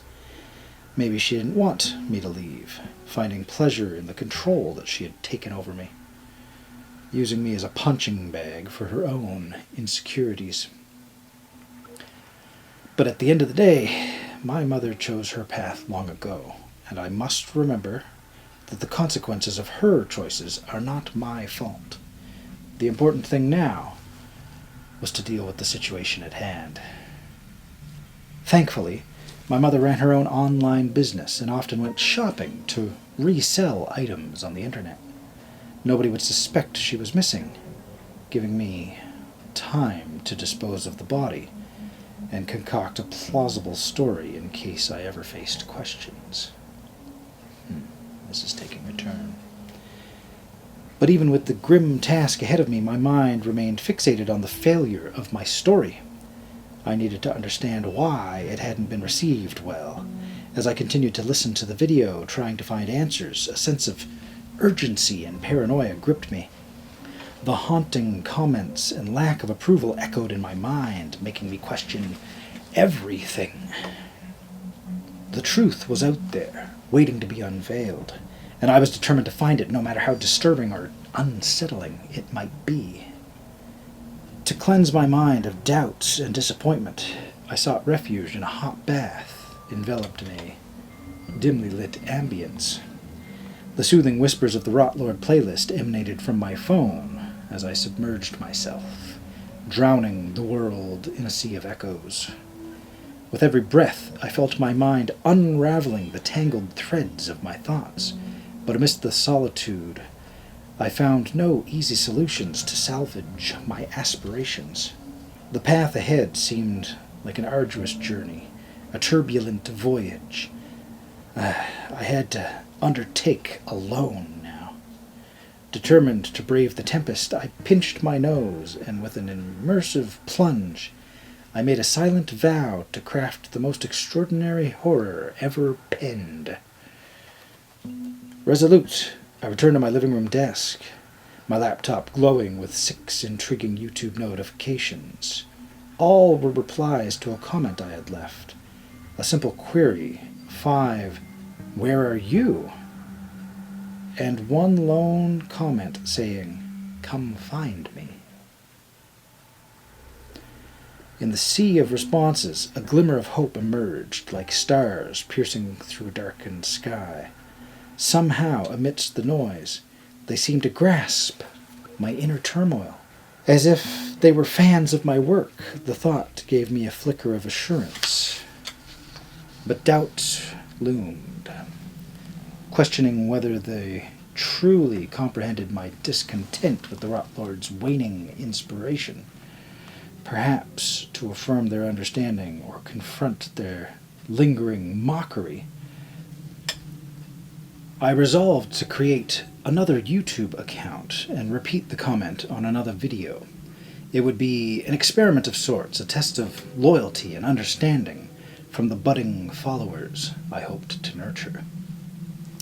The key to my vindication lay in writing the ultimate horror story, one that would stir the Rot Lord's soul and set his heart ablaze with newfound inspiration.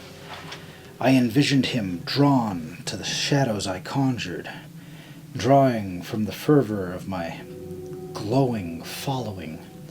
Without hesitation, I fired up Word and set my fingers ablaze on the keyboard, painting the canvas of my imagination with ink-stained strokes. Not even the peculiar sounds emanating from my mother's body could divert my focus.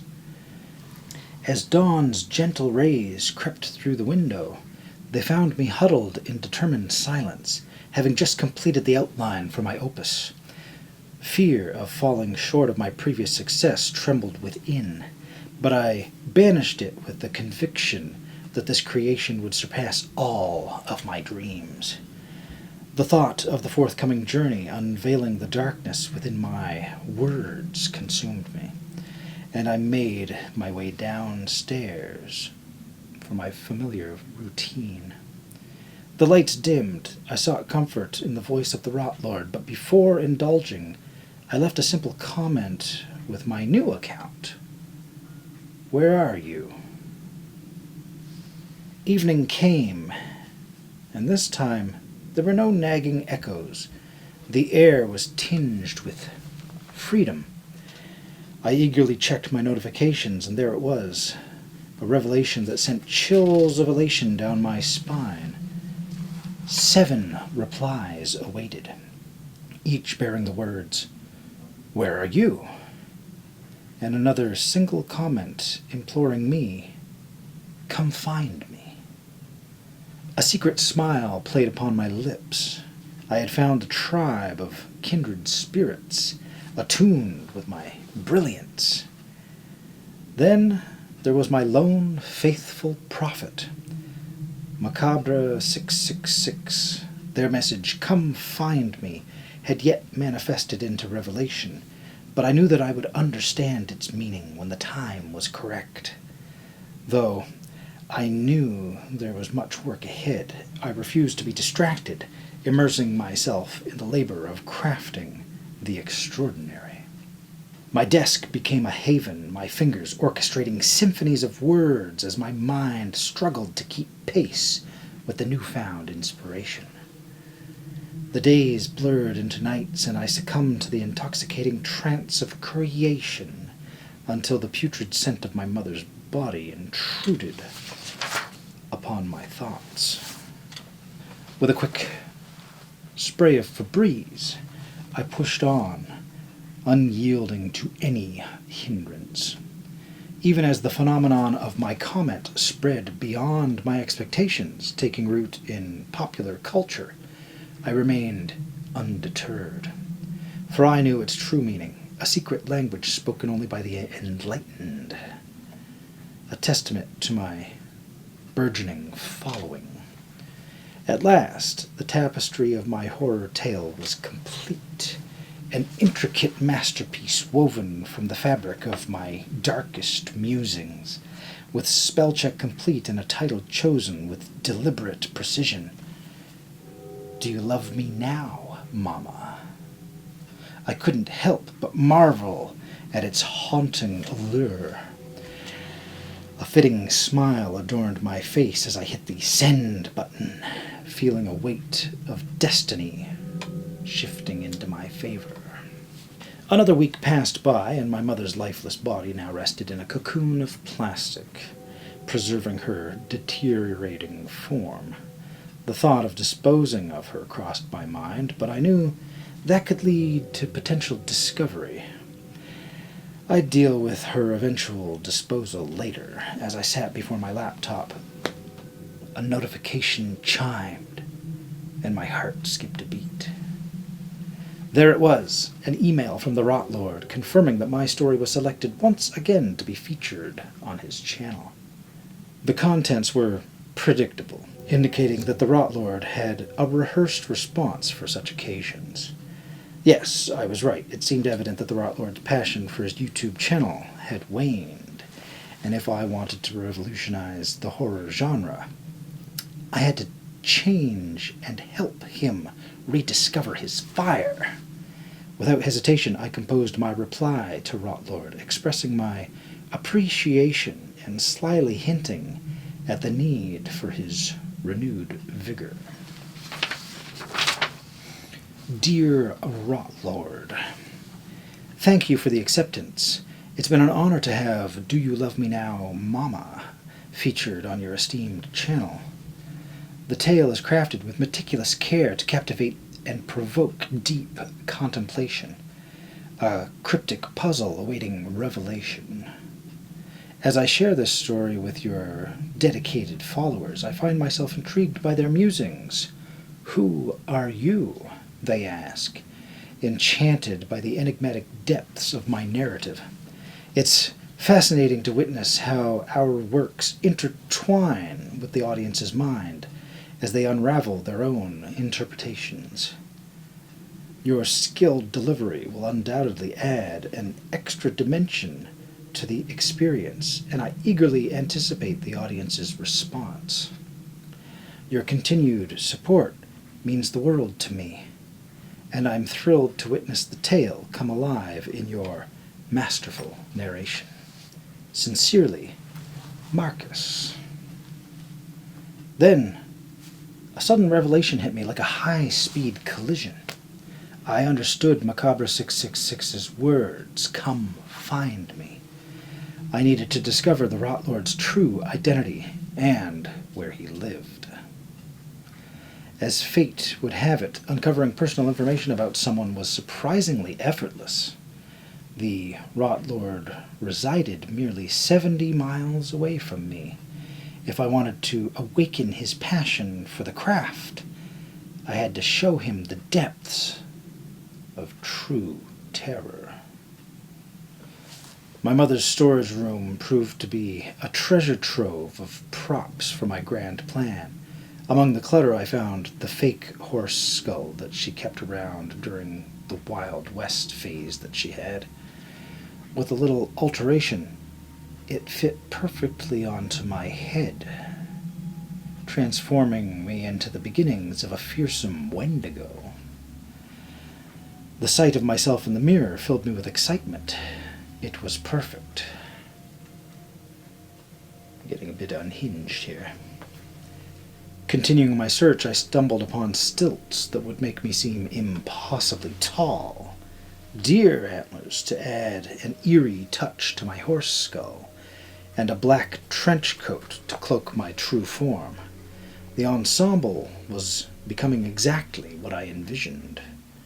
Then, behind a cast-iron skillet, I discovered a portable voice changer with speakers. A chilling voice emerged as I fiddled with the settings. If you would, imagine a voice that emerges from the depths of the abyss, a guttural growl wrapped in an eerie whisper to seep through the cracks of your mind. It resonates with a haunting resonance, each syllable slithering like a serpent, and yet it is devoid of any human warmth or emotion. My transformation into the embodiment of terror was now complete. With determination and a sense of destiny guiding me, I prepared my arsenal, gathering everything I needed, including food, drink, binoculars, blankets, and a tent. I loaded them into my mother's car. The time had come to drive to the Rot Lord's house and embark on my mission to reignite the flames of his passion. Luckily for me, there was a park close to the Rot Lord's house. The park was surrounded by forest. Outside the forest was a field roughly 100 yards in width and in the direction of the Rot Lord's house. Then another patch of forest before reaching my destination. All in all, the distance was approximately half a mile from my car to his yard. This would suffice given what plans I have in mind. If the police are called, they are likely to search the yard and connecting forest, but unlikely to cross the field in my estimation, allowing me to camp in the first patch of forest surrounding the park undisturbed. First things first, I will go to the Rot Lord's house with only my binoculars and something to drink for reconnaissance. Then I'll travel back, sleep in my car, and set up camp tomorrow so that I can see what I'm doing. Undeterred, I marched through the forest, fumbling and getting scratched, my only guide a barely visible amount of moonlight. While still shrouded in the 10 yards of trees at night, there it was, the Rot Lord's house. Sitting with my back against a tree, I pulled my binoculars up from my neck and began to observe. Nothing of note happened, except a chirp from my phone and the upstairs lights going out immediately after. Checking my phone, I discovered that the chirp had been another upload from the Rot Lord himself. A Rot Lord story, surrounded by dark forest, and the Rot Lord's homestead in view. Yes, please. Upon finishing the grim tale, I typed, "Where are you?" in the comments, while embracing and appreciating the situation I found myself in. So ironic, so perfect. Posting the comment, I turned my head once again, looking upon the upstairs window. A twinge of a smile crept upon my face. Then tomorrow's activities had come to me. The Rot Lord had a surveillance system watching his house. I knew exactly what I had to do. The next day came, and my camp was set up. My only complaint was, while I was trying to sleep, screams and laughter from children in the park had made it nearly impossible. No matter, nobody told me it would be easy, but I had a job to do. As night slowly blanketed the day, I carried my costume to the patch of forest surrounding Rot Lord's house. There, I rested and partook in a high C and trail mix. I just needed Rot Lord to go to bed. On cue, a chirp from my phone and the lights from upstairs went out. Showtime. Methodically and in a ritual of sorts, I adorned myself with the terror that was a Wendigo. Finding it hard to balance on the stilts, I found myself thinking that the awkward walk that would create might add to the allure. First, I would stand behind a tree at the edge of the forest, only exposing my mask, staring towards the security camera. Upon rewinding the footage from what I intended to do next, this would be truly horrifying. I think staying in this position for an hour with just the horse skull staring at the Rot Lord's house should capture my vision for tonight. After I felt that I had been there long enough, I step out into the lawn and begin my performance. Taking a step towards the Rot Lord's house at a rate of 1 step per every 15 seconds, I go in the direction of the security camera while focusing on the side of the house. Upon reaching the house, I make sure that the camera hangs even with my head, and it got a grand view of me bending down and looking into the first floor window, as if I were looking for someone. Slowly, slinking away from the camera in a blind spot, I made my way back to the forest. Once a comfortable distance into the forest, I removed my costume and radiate elation. The performance I had bestowed was worthy of an Oscar.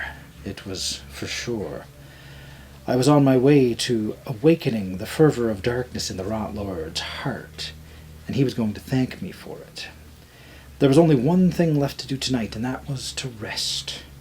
There was much more to do in the coming days. The following evening, I awoke to the sound of yet another child screaming. Shifting in my tent, I reached for my phone. There, an early upload from the Rot Lord awaited me. In this video, the Rot Lord conveyed that he would be taking a break due to excessive work and family commitments. He didn't delve deeply into the specifics of the situation. Feeling let down, I wished he had included the footage from my previous night. Perhaps it would be wise for me to maintain a low profile for some time. This would give the Rot Lord the opportunity to process his situation and return to his regular routine. And then it appeared. "Where are you?" inundated the comments section, more numerous than I could even tally. The question's significance, considering the circumstances, was striking. Did my followers have an inkling of my endeavors? Were they aware of the grand creation I was preparing for them? No, that was implausible. The universe itself was likely priming their minds for the impending revelations, expanding their cognitive capacities to grasp the fourth dimension at last. Their collective chant. It was as if the universe itself was communicating with me, guiding its chosen conduit. Scrolling down, there he was, Macabre 666 again communicating with me. "You've found him. You've found me." My faithful prophet was not prophesizing, but simply telling me I was on the correct path. It was so clear. Soon after, I left my encampment and made my way back home to replenish my supplies. The pungent odor of my mother's decaying body greeted me, prompting me to drape my shirt over my nose as I strode towards the kitchen. It was in this moment that a remarkable idea materialized. Turning around slowly, my gaze fixed upon my mother's lifeless form encased in plastic, and my shirt fell back into position. My mother could become an integral part of my next performance. A plan formed in my mind. I would extract her teeth and sever her fingertips. This would make identifying her much more difficult. I'll spare you the grisly particulars involved in the procedure of a decomposing body, the degloving and the putrefaction.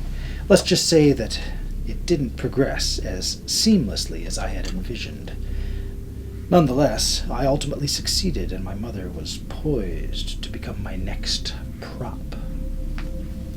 Upon reaching the park near the Rot Lord's residence, I utilized the cover of night to shroud my movements as I transported my mother's remains and a rocking chair from my car to the campsite. The strategy was straightforward. Position my mother's body in a rocking chair, fasten a rope to its back to create the illusion of her rocking, and with the aid of a rudimentary pulley system, I would orchestrate the rocking chair's gradual exit from the woods, edging ever closer to the Rot Lord's house. The challenge lay in devising a means to affix the pulley system to the house without attracting the attention of any surveillance cameras. Subsequently, I needed to devise a strategy to retrieve the pulley and rope unnoticed.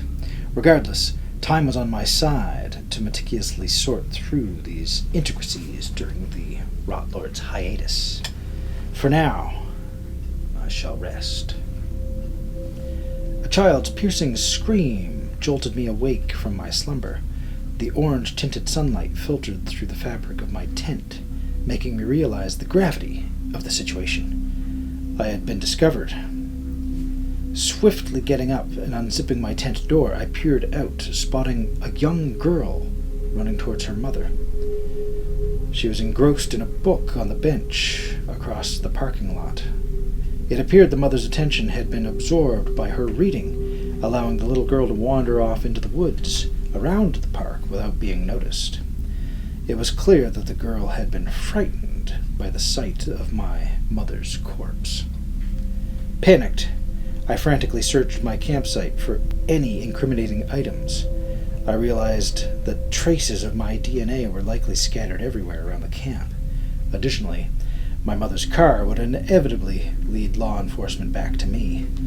The situation was dire. My only option seemed to be to flee, and the only destination I could think of was the Rot Lord's house. Running through the forest and across the field, I could hear police sirens blaring from various directions.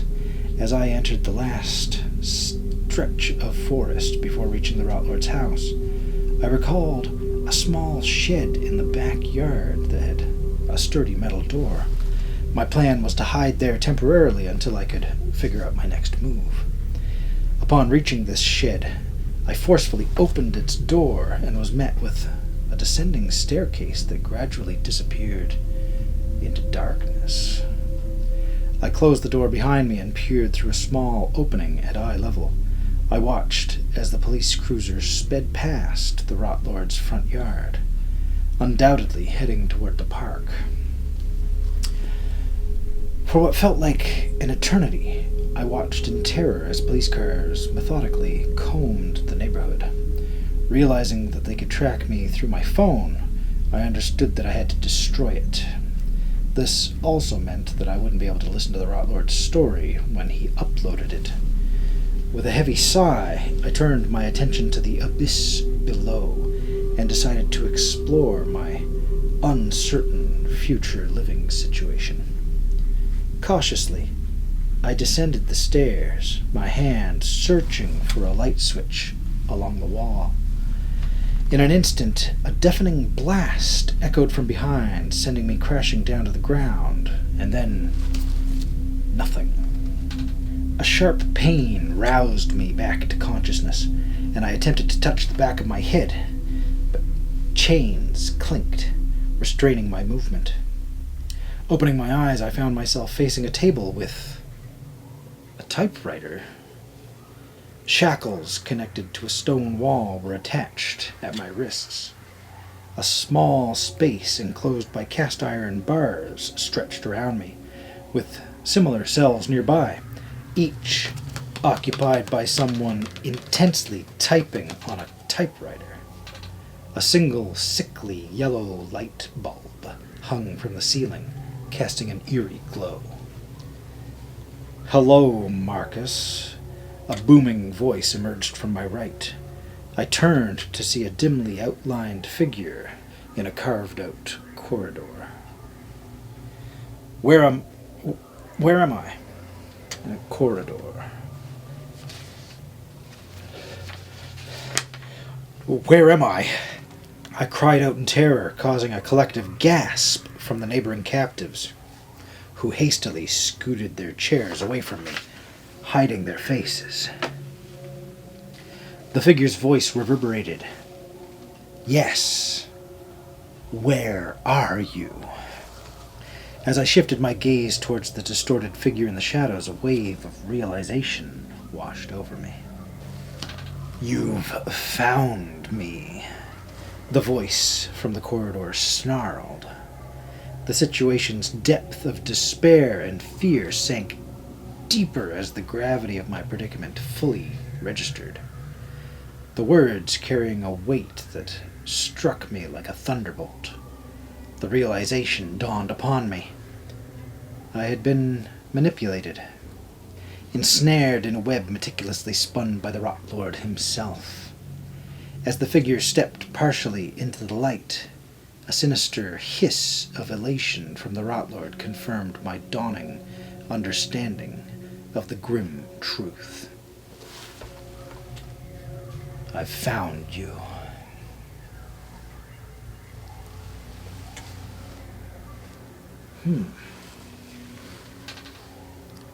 Well, that one took some turns. It definitely didn't go in the direction I thought it was going to for the first few pages. Huh. I wonder if anyone whose stories I read is chained to a wall, forced to create this stuff. Oh well. Let me know what you thought of this story in the comments beneath. And I do hope that you'll join me in the future for more Frail Blaze tales. Oh. And subscribe already.